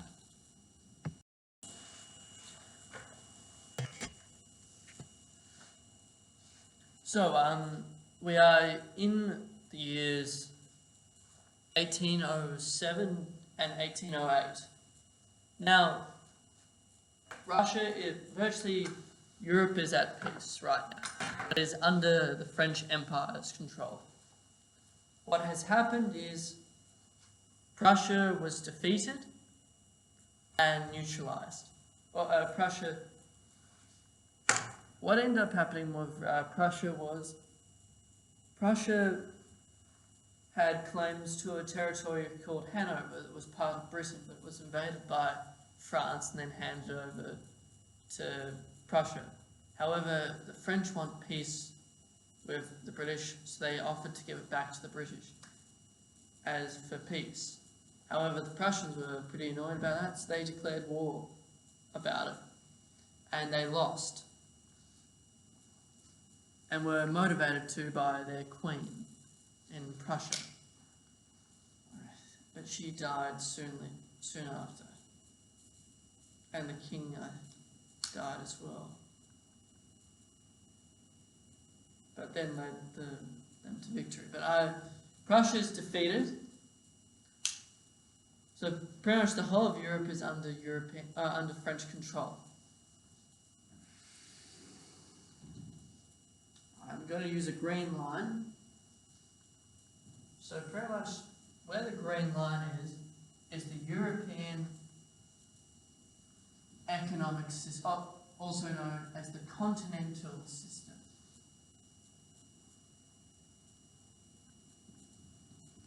Now, where the green line goes is French ports.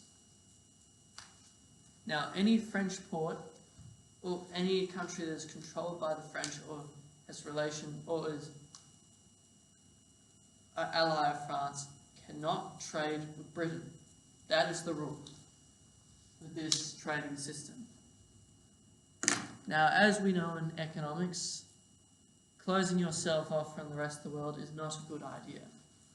And with a country big as Britain and as powerful as Britain, that was a very bad idea. I understand what they were trying to do. They were trying to pretty much make Britain go into an economic decline. However, there was one problem. Remember the Battle of Trafalgar? Well, the Battle of Trafalgar destroyed the French naval power. So pretty much to enforce such a rule, you need a big navy.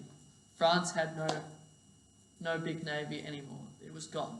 So they can't enforce this. As well, there was so much smuggling. Like, people were using little rowboats and smuggling goods to Britain, and the British even smuggled goods with their navy into different ports around Europe without the French knowing. So the European continental system just did not work. It did not work. But one of Britain's greatest allies throughout history has been Portugal. Portugal has been an ally. Now, they weren't in the war, they were neutral, but they weren't part of the European continental system. They were still trading. So what did France do? France, with their army, came down and invaded Portugal, taking Portugal literally without a fight. Now, if any of you are art students, that is very unfortunate, but you would have done some history on the history of decolonisation. This is virtually the start of decolonisation for a lot of these old European superpowers that virtually lose their power. And this is because of it, because a lot of Napoleon destroys a lot of these old powers. Now, and Portugal is one of them.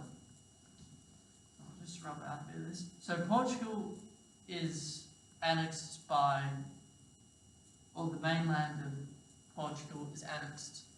So the European continental system comes into play in Portugal.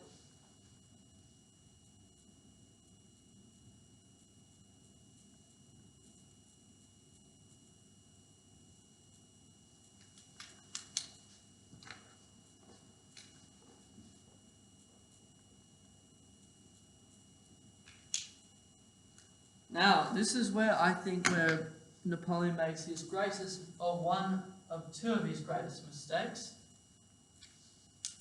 Now, that I mentioned the modern Spanish royal family, the Bourbons. Now, their royal family, Spain, as I mentioned, had been in a bit of a decline because of inflation and corruption. Now, the Bourbons weren't too good either. They were not the best leaders, and I believe one of the head finances or one of the advisors was virtually running the country for the royal family. Now, it was not being run. It was not run well. It was not being run well. It's not being ran well. It was not being ran well. So Napoleon was pretty annoyed that his ally was not being running functionally. So his best idea was to send troops, large regiments, all over Spain.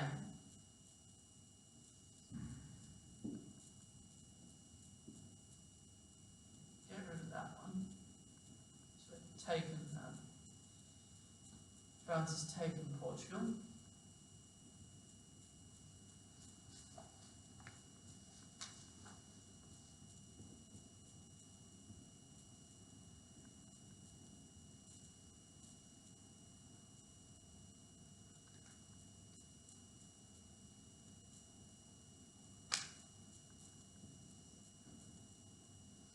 Now,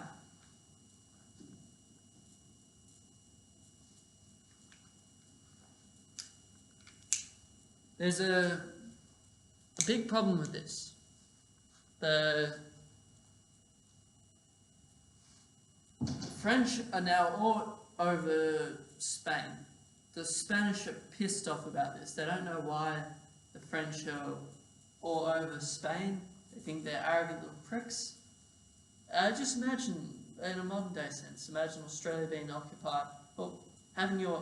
I remember the 1940s in Melbourne, American soldiers roaming around Melbourne. A lot of people in Melbourne were upset about the Americans being in Melbourne because they thought that they were cowards and weaklings because literally the whole Australian army was off fighting the Japanese and the Germans while the Americans were floundering around Melbourne. Now, that wasn't the case, but that was what it looked like from a Melbourne perspective in the 1940s, with all the Americans running around causing problems around Melbourne. Now, just imagine here. Imagine that perspective in the olden days in Spain. They've got their French allies running around the Spanish countryside causing problems. So the Spanish are quite pissed off about this. So what it ends up happening is there's a whole lot of riots. Now, Napoleon offers safety to the Spanish royal family. He gets them to safety in France, but then makes the Spanish royal family abdicate in favour of his own brother, who then takes power in the capital of Spain, Madrid. However, this does not go well. The problem is the Spanish were very devout Catholics, very devout. They'd had the Spanish Inquisition going on for years now. The Spanish Inquisition wasn't as bad as it was made out to be because of a lot of Anglican Protestant propaganda, but it was still not great.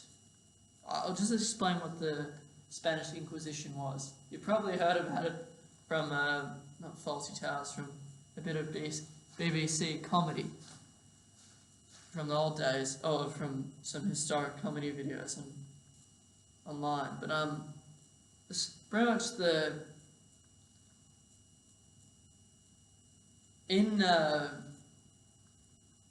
well, it's still a bit today, but it's not a big thing today. Pretty much when Jesus Christ died, the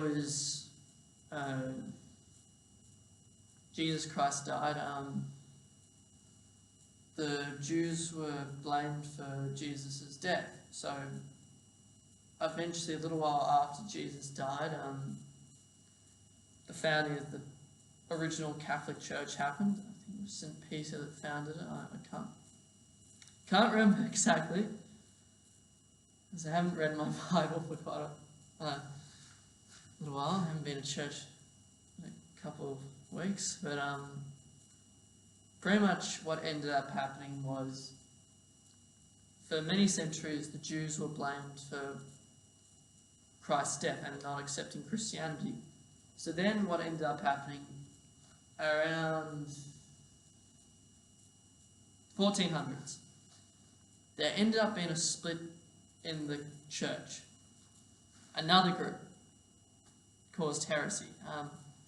Heresy is not following the faith of the church, not being evil, not following the church's teachings.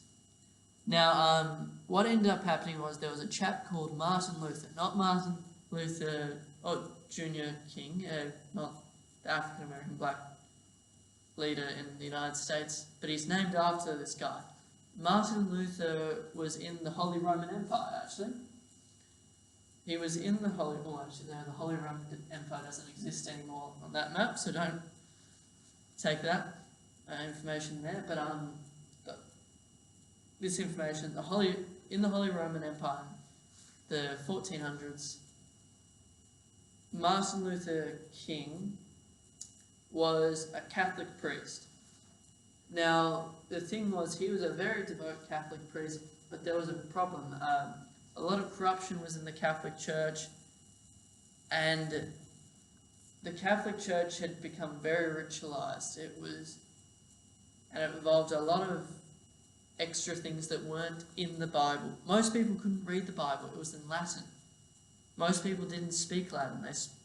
In the German Empire, or in the Holy Roman Empire, people spoke German or things like that. Only the elites spoke Latin. Like, literally in Britain, until a couple of centuries ago, they were speaking French and Latin in some courts of Britain.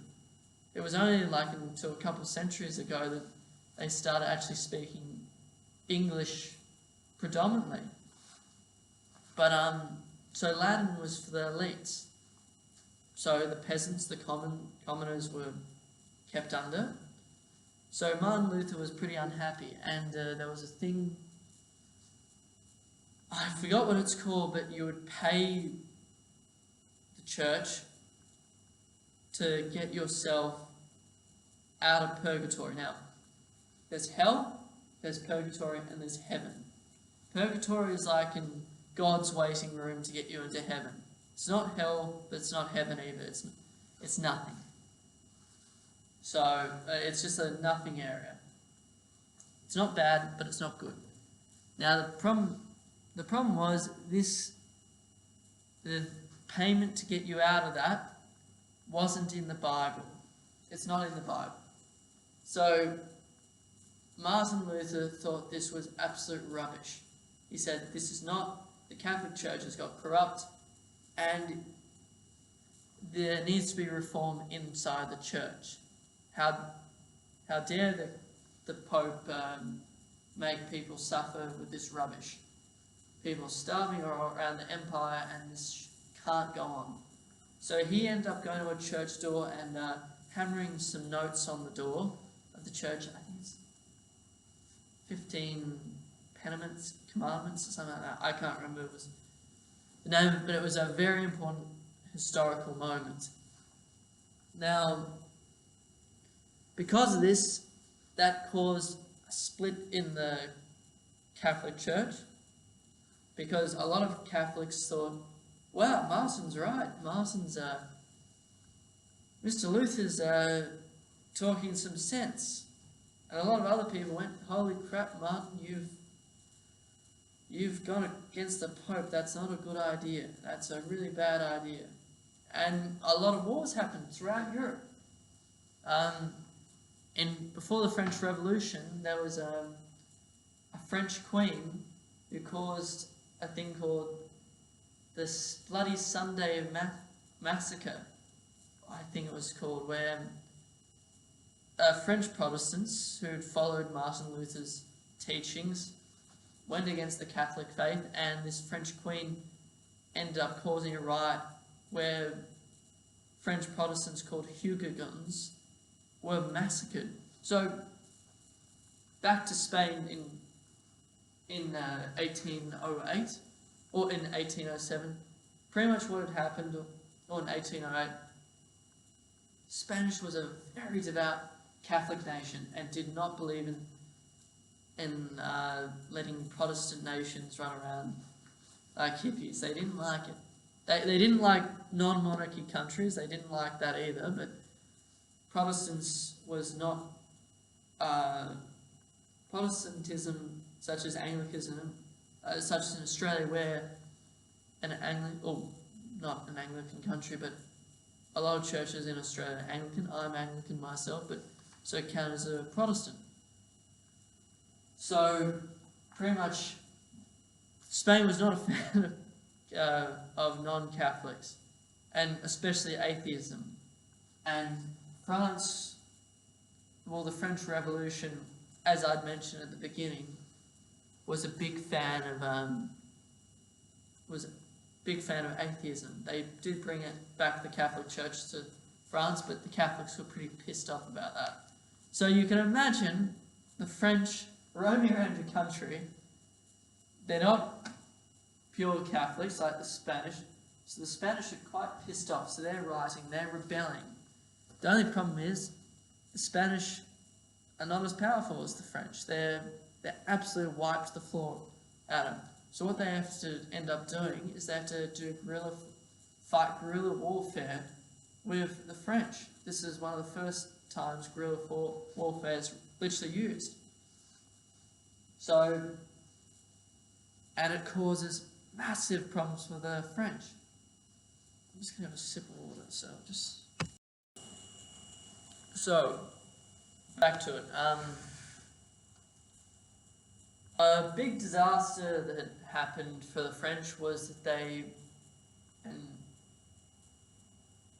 religiously different country to Spain, had taken over, and it was the Spanish, it was inappropriate. They had their country invaded by their own ally. So the Spanish were now rebelling.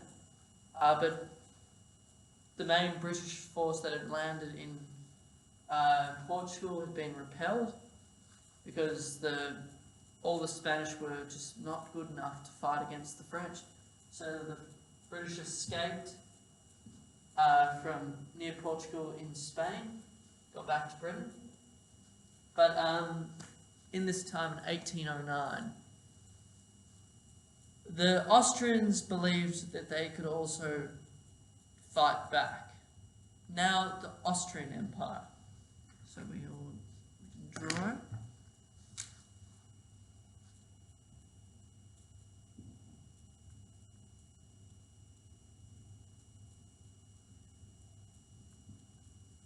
Now the Austrian Empire is literally, it's virtually the Habsburg Empire, or it's virtually the Holy Roman Empire without the whole Rhineland and a lot of huge chunks of land in Italy. So what has happened? The Austrians have gone, we're going to fight back now. Because everyone else is doing it, we're going to do it. So what ends up happening is they declare war. In 1809, Napoleon had been told by informants that the Austrians had been preparing since Austerlitz, or since the Battle of Austerlitz in 1805, or 1805. So what ends up happening is Napoleon moves his army, not as good as it used to be, but it's still pretty good, but he now has German reserves from the German Confederation. So he uses those reserves and fights back. He loses a couple of battles, but then absolutely annihilates the Austrians, absolutely destroys them. And eventually, the Treaty of Schönbrunn in 1809 occurs, and Austria absolutely loses huge swathes of land.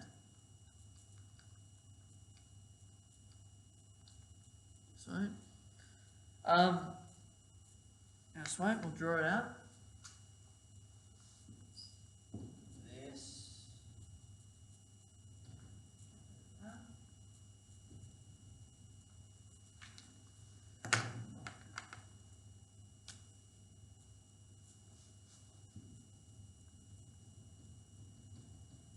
This area goes to France. This area goes to Bavaria.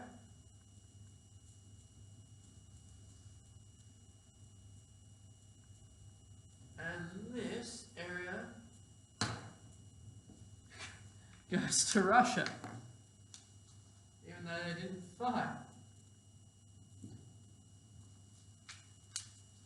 So, the Austrian Empire, if you could call it an empire at this stage, looks quite a bit smaller than it used to. So, Napoleon is successful, but these wars are having an effect on the French economy. It does not matter how many fancy uniforms you wear, war is not good for business. For any economy, it's not good. You might make a bit of money out of smuggling or guns and weaponry, but eventually it affects everything. So, France is still the powerhouse of Europe, but it is slowly untangling its power. The more it gains, the less power it has. Like, our friends the Spanish here, they're not happy, they're pissed off, they're gonna... And the majority of the people that are meant to be holding down Spain are now here. So we'll, just wait a sec. Okay, so at this stage, we have a very powerful France, but it is weakening. It is weakening very quickly. So, France now faces another problem. The Russians aren't playing by the rules. They have broken the European continental system. They are trading with Britain. As well, Napoleon's insulted them a couple of times. It wasn't very smart, but he's done it. And they've been... Spies were sent into Russia and have confirmed that the Russians have been preparing for war. To stop this, the French create one of the largest armies in the history of Europe. Now, this army comprises of Polish, Prussian, French, Austrian troops.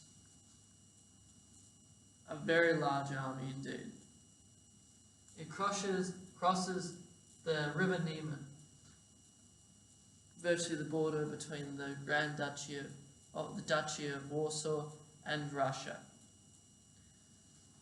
The Russians realize that they can't fight this humongous force. Many of the forces in the Russian army say it is a disgrace, a dishonor to retreat. But in fact, they have been smart. They can't fight such a large force. It's impossible. No force can fight this with the amount of soldiers they have. Russia has been at war as well. It had been at war with Sweden and the Ottoman Empire. But those wars had finished, but the fact was it was just impossible to fight a well-trained French army. The good thing was that more than half of the French army was now not French. They were foreigners, conscripts from their conquered nations. So the Prussians and the Austrians weren't thrilled to be there, I don't think. The Polish were happy, because Napoleon had given the Polish everything they'd wanted, leading them to nationhood. But the fact was, they were going town to town, literally. They got near Minsk, they were having to fight off little skirmishes with Cossacks and small cavalry. The problem was, the Russians were retreating, very smart. However, at Smolensk, they fought a small battle, but only got the rear guards. Literally fought little battles after little battles. However, one of the most historic Russian battles of all time occurred in 1812 on this campaign, the Battle of Borodino. Now, if you can remember, after all this, the Battle of Austerlitz, under General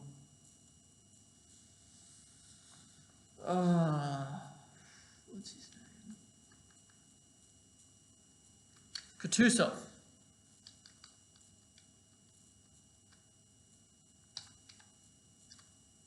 Under General Kutuzov, the defences of Borodino were created.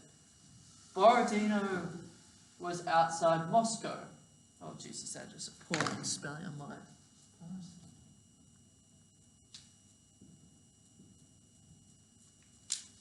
Borodino was the last defence of Moscow.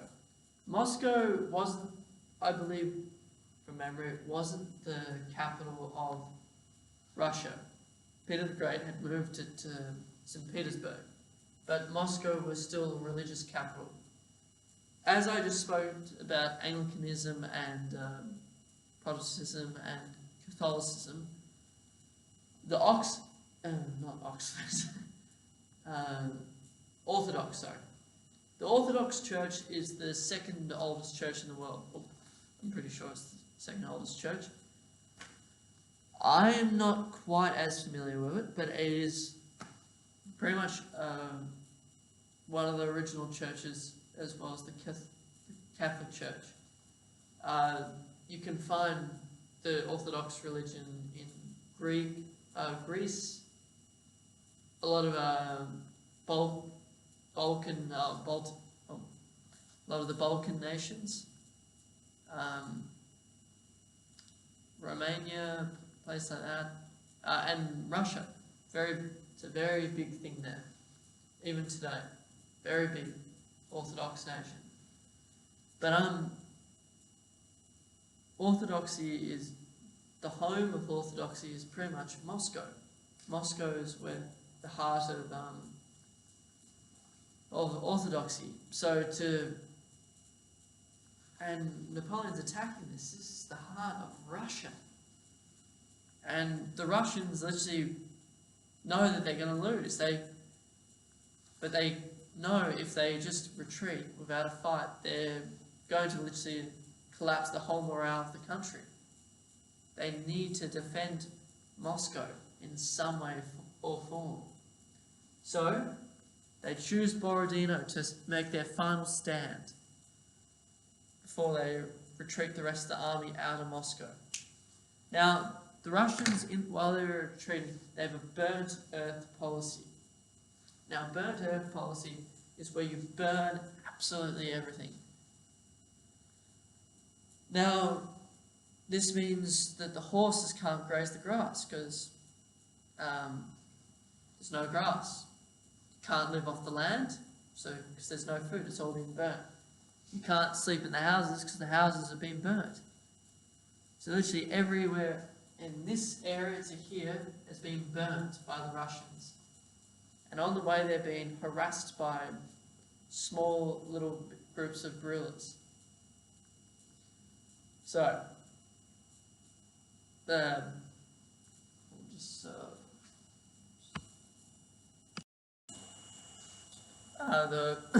Battle of Borodino in 1812 is the biggest battle of the Napoleonic Wars in size and depth. Napoleon had quite a larger force than the Russians, but the Russians were on high hills and were ready to defend it at all cost. The Russians most likely knew they were going to lose the battle. This was more of a morale boosting battle. The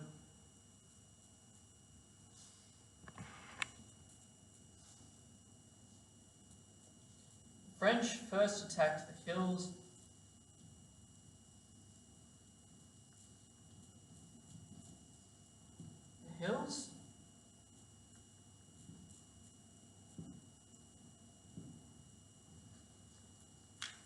And took the hills. However, the Russians counterattacked and took back the hill twice. The French then used cavalry under Marshal Ney, who then took back the mountain and then undertook fierce combat. Napoleon was actually requested at many points in the battle to send in the Grand Armée. The Grand Armée is his special forces, his best of the best army that had been there since the beginning of his campaigns and military career. They were the best soldiers, while these were just common conscripts and were from many other nations. They weren't all French. Grand Armée were French.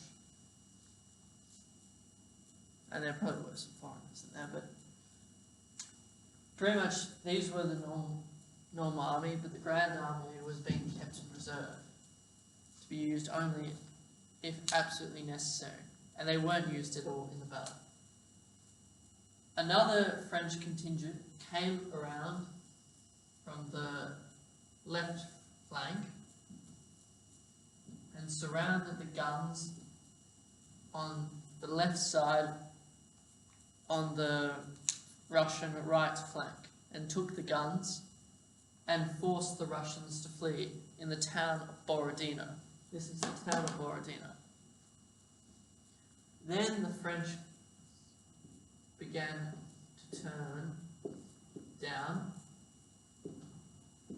and started to enclose on the Russians. The Russians sent in reserves, but had no choice and had to retreat.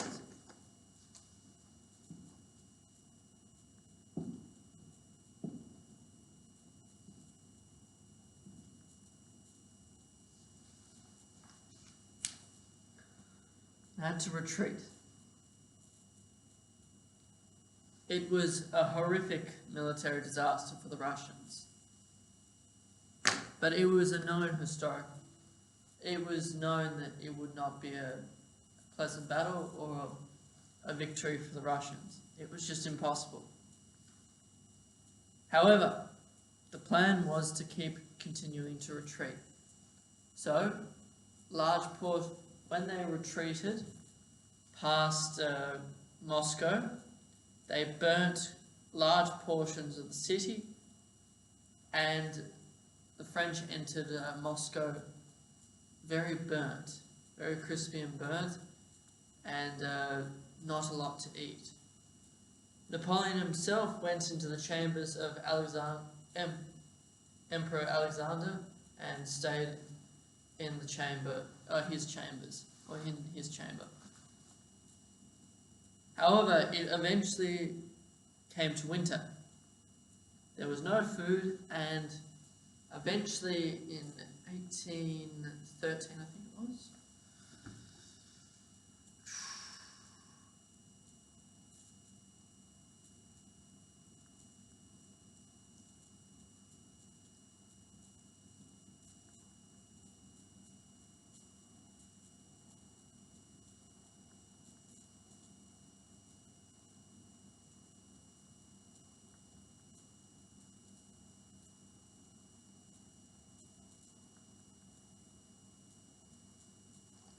alright, so 1812 to 1813. So pretty much Napoleon around that time ordered a general retreat from Russia. The position was unholdable. They couldn't hold the position because there was no food. All the horses literally had to be killed for their meat or died. And the snow was just so bad, like they were fighting battle after battle in the snow. People were freezing. The French uniforms weren't made for Russian winters. Most battles in Napoleonic era, you went home for the winter. You didn't fight battles in the winter. So this was a huge problem. So Napoleon ordered a general retreat.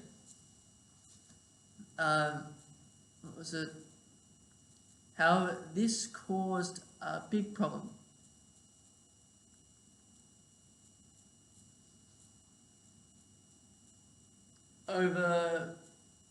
More than half of Napoleon's troops died in the retreat.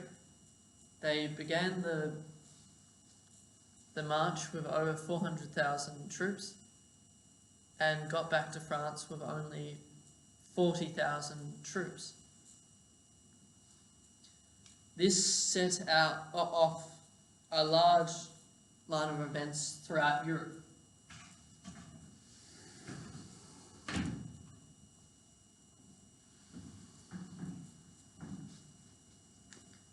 Because just remember, with all this religious stuff,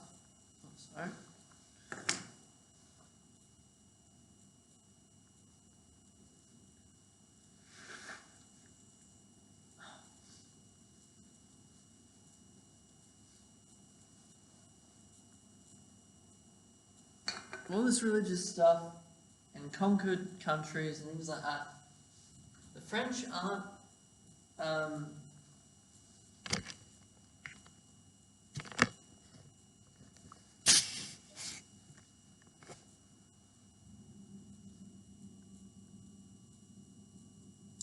French aren't the friends of these countries. They're conquerors. They're not your friends. So if these conquered countries see a weakness, they're going to take advantage of it. So Moscow is here.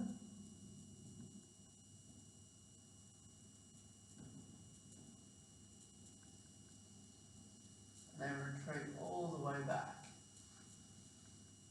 Now this sets off an event called the War of the Sixth Coalition. This was the final, one of the last coalitions. but it was the one that defeated Napoleon. What ended up happening was these conquered countries realised that Napoleon had lost his army, and there was no way to hold down all these points. He had no allies that would stand up for him. Spain was the major ally of France that would stand up for them, and he declared war and occupied them. He was, at that point, he was still fighting a bloody war in Spain. The Prussians were being forced to play a game they didn't want to. The Austrians were being forced to do things they didn't want to. The rest of Europe was annoyed. So the War of the Sixth Coalition began. On the 3rd of March, 1813, the parties involved was the Russian Empire, the Kingdom of Prussia, the Austrian Empire, the United Kingdom of Great Britain, the Kingdom of Sweden, the Kingdom of Portugal, the Spanish Empire, the Mecklenburg-Schwerin, the Kingdom of Sicily, the Kingdom of Sardinia, versus the French Empire, the Kingdom of Italy, the Kingdom of Naples, the Duchy of Warsaw. Now, what happened? Why did this happen? Because Napoleon had lost his army. Now this 40,000 had the Grand Army still, or Armée. And there was one important battle that defined it all after this. And it was called the Battle of Leipzig. So I'll just get it up.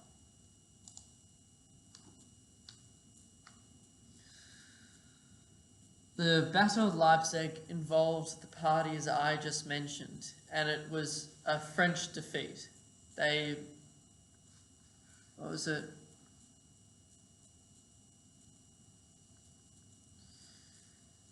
Pretty much with the Battle of Leipzig, the Austrians took control and literally led the majority of their army with the Russians against the French.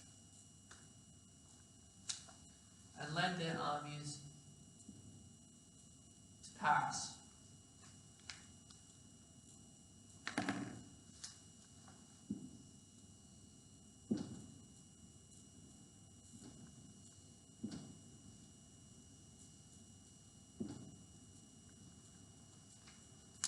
There was an intermediary period where both armies were rebuilding, but literally it was seen as impossible for the French to catch up. The Russians had such a large force, and the Austrians and all the other countries surrounded it was literally impossible.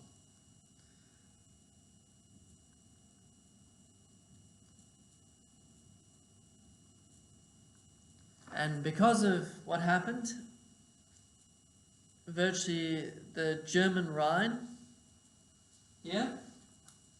collapsed.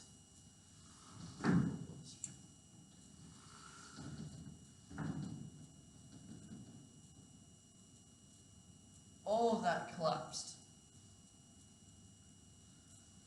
The borders here, Poland collapsed. Italy collapsed. Spain collapsed. The great empire that held Europe down for nearly 30 years collapsed like that, just because of one bad march.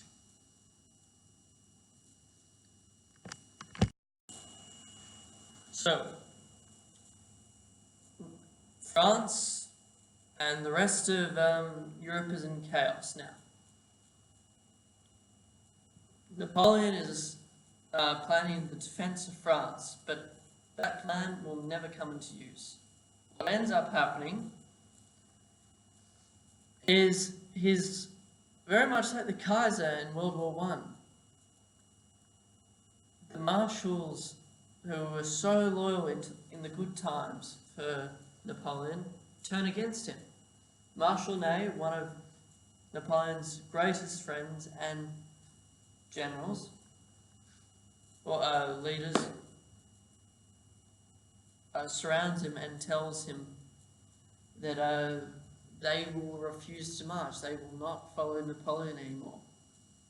Napoleon says that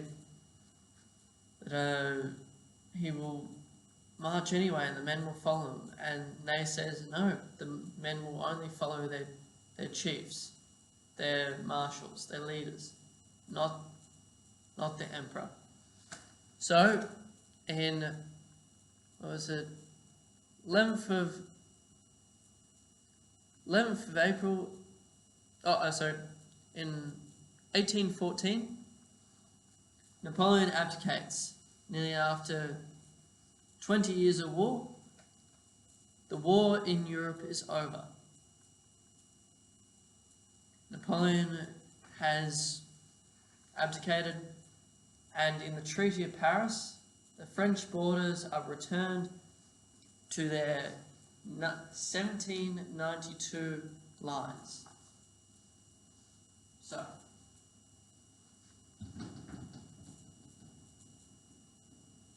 let's redraw the lines.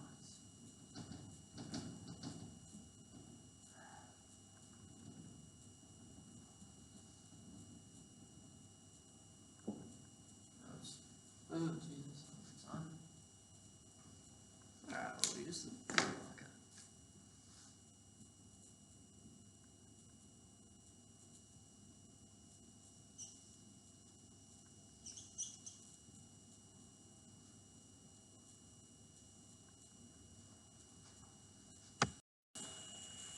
Now, once Europe was at peace, at the Treaty of Paris in 1814, under the great powers of Europe, Napoleon was sent into exile on the island of Elba. The island contained 12,000 inhabitants. He was allowed to keep his title as Emperor of the island. Very interesting. But what ended up happening was he was told of his first wife's death, and he locked himself away for 2 days. He wasn't allowed to see his second wife or his child since they had escaped to Austria. But while all this was happening, there was a very famous meeting of the nations called the Congress of Vienna. Now, the Congress of Vienna is the meeting of all the great powers of Europe. They decided what would happen to Europe in the future, and the aim of it was to try and prevent another great war from happening. Now, for 20 years after the Napoleonic Wars, it actually did a very good job at it. But unfortunately, after time it became not practical, and unfortunately the borders they created caused more problems in a long time in the future. But we'll draw some of the borders now. So Austria got huge chunks of land here, literally became a predominant power. Russia gained literally the majority of Poland. Prussia got a fair chunk of Poland as well. So Poland yet again disappeared. It was called the Kingdom of Poland, but really it was part of Russia. And the rest of it was divided up between the great powers in Eastern Europe. Italy yet again was broken up. What was it? France and Spain's pre-revolutionary order was returned.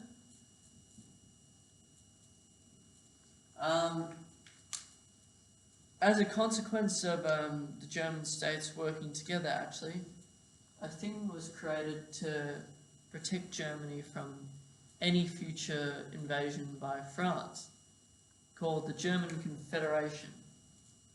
and this was very serious, but we'll get on to that later.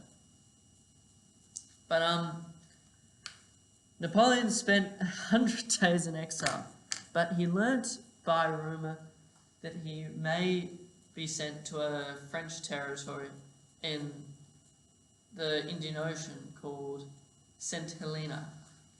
Now, St. Helena is literally in the middle of nowhere.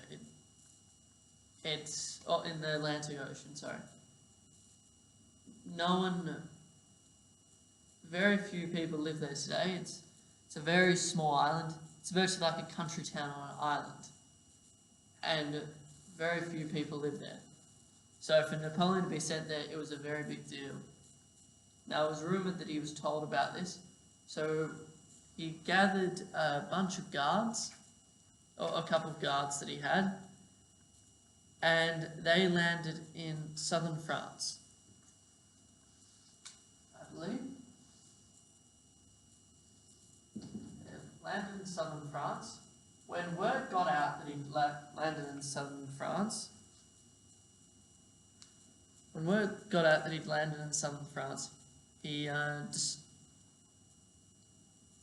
huge amounts of regiments were sent by the new King Louis. Don't know which number he is, but King Louis from the House of Bourbon. Now, he sent huge amounts of regimental armies to meet Napoleon, kill him or bring him in chains. He even bragged to people that he would bring Napoleon in an ironclad, in a metal cage. However, what ended up happening was all the regiments dropped their arms and joined Napoleon's army. So, a great army moved towards Paris. And the King of France fled to Belgium. Now, after this,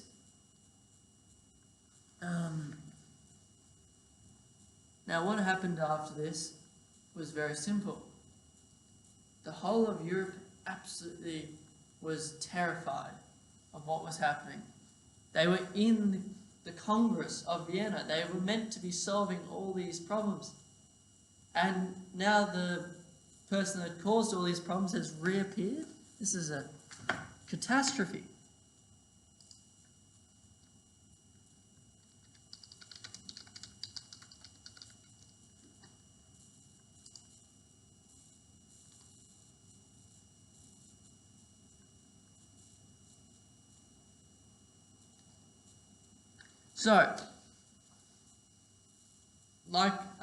So Napoleon wrote letters to all the great powers, just asking that Napoleon be let to lead his country and France be let in peace. Well, that was not going to happen because the rest of the powers were absolutely terrified of Napoleon and what he could do. So the United Kingdom of Great Britain, the United Kingdom of the Netherlands, the state of Hanover, Nassau, Brunswick, and Prussia all joined powers.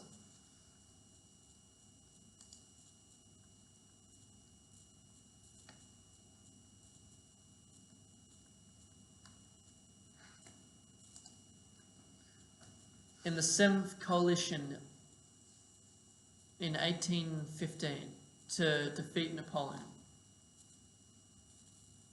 Now, in reality, everyone says the Battle of Waterloo is the big showdown between Napoleon and the Allies, the Western powers, the Allies. Now, in fact, Napoleon was going to lose either way. It's just whether it was at the Battle of Waterloo or not. Europe would never have accepted Napoleon as the leader of France ever again. It was just impractical and dangerous. They couldn't let a man like that. It's like letting Adolf Hitler stay in power even after all the destruction he's had. You wouldn't trust him to stay in power. That's why when Germany asked for peace, it was just unacceptable in the Second World War, because literally it was just impractical. So the same case as here, it was impractical for Napoleon to stay in power and not safe for Europe. So a great battle was to occur in modern-day Belgium, in the town of Waterloo.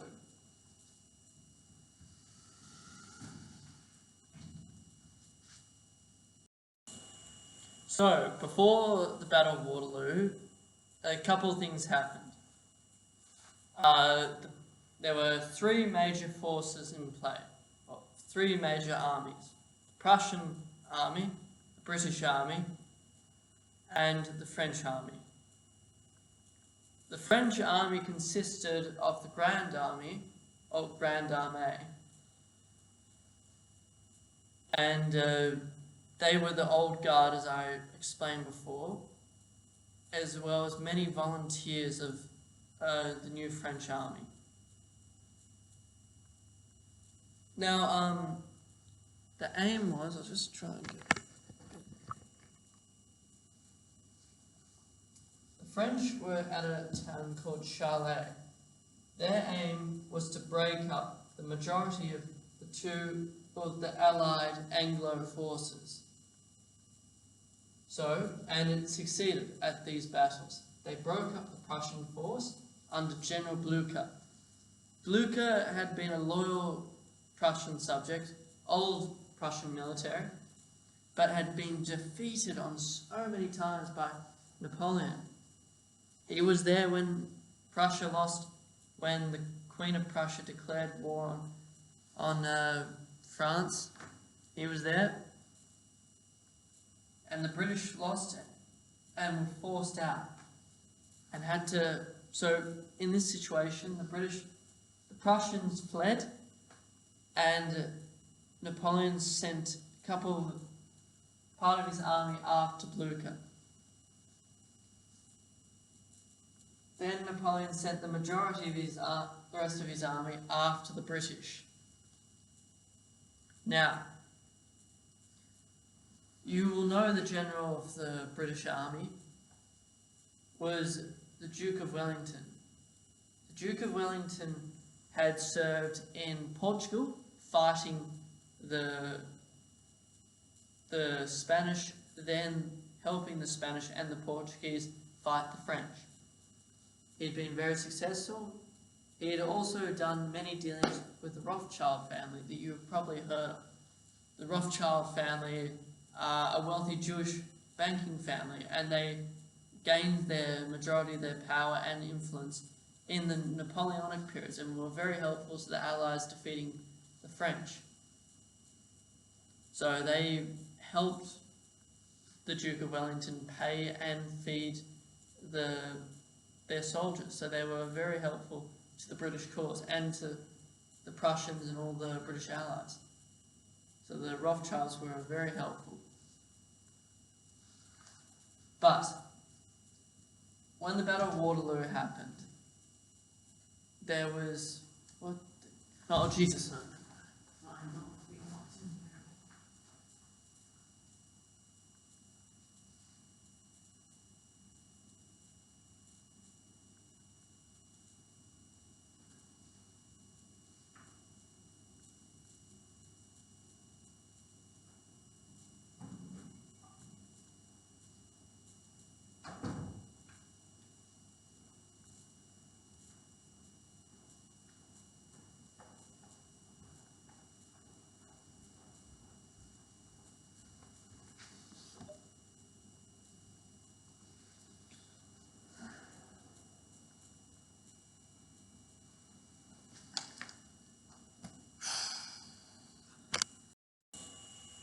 So, after Napoleon had defeated two forces, the Prussian and the British force, forcing both armies to retreat, Wellington stood his ground and made the battlefield, or created the battlefield at the town of Waterloo.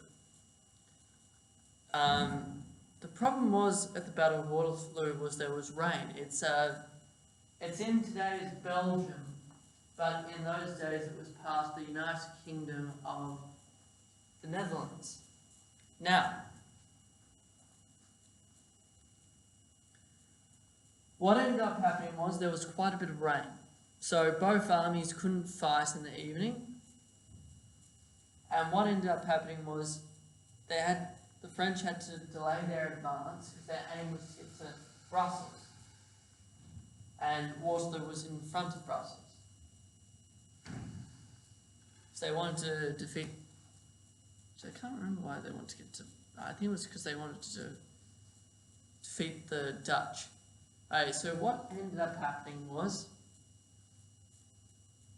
the Duke of Wellington set up his infantry in a line, but put highly trained troops in the Hogmont farmhouse, the Lahane Centre Farm, and the Pepperlot Farm. Yeah, you can see that.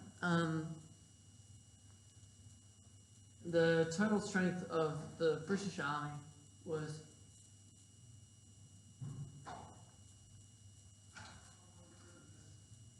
alright. So just wait, I'll just pause the video. And then Duke Wellington took on the French here. Alright. The French took on the British here, and won. Very much. Yeah. Yeah, but that's the battle, pretty much.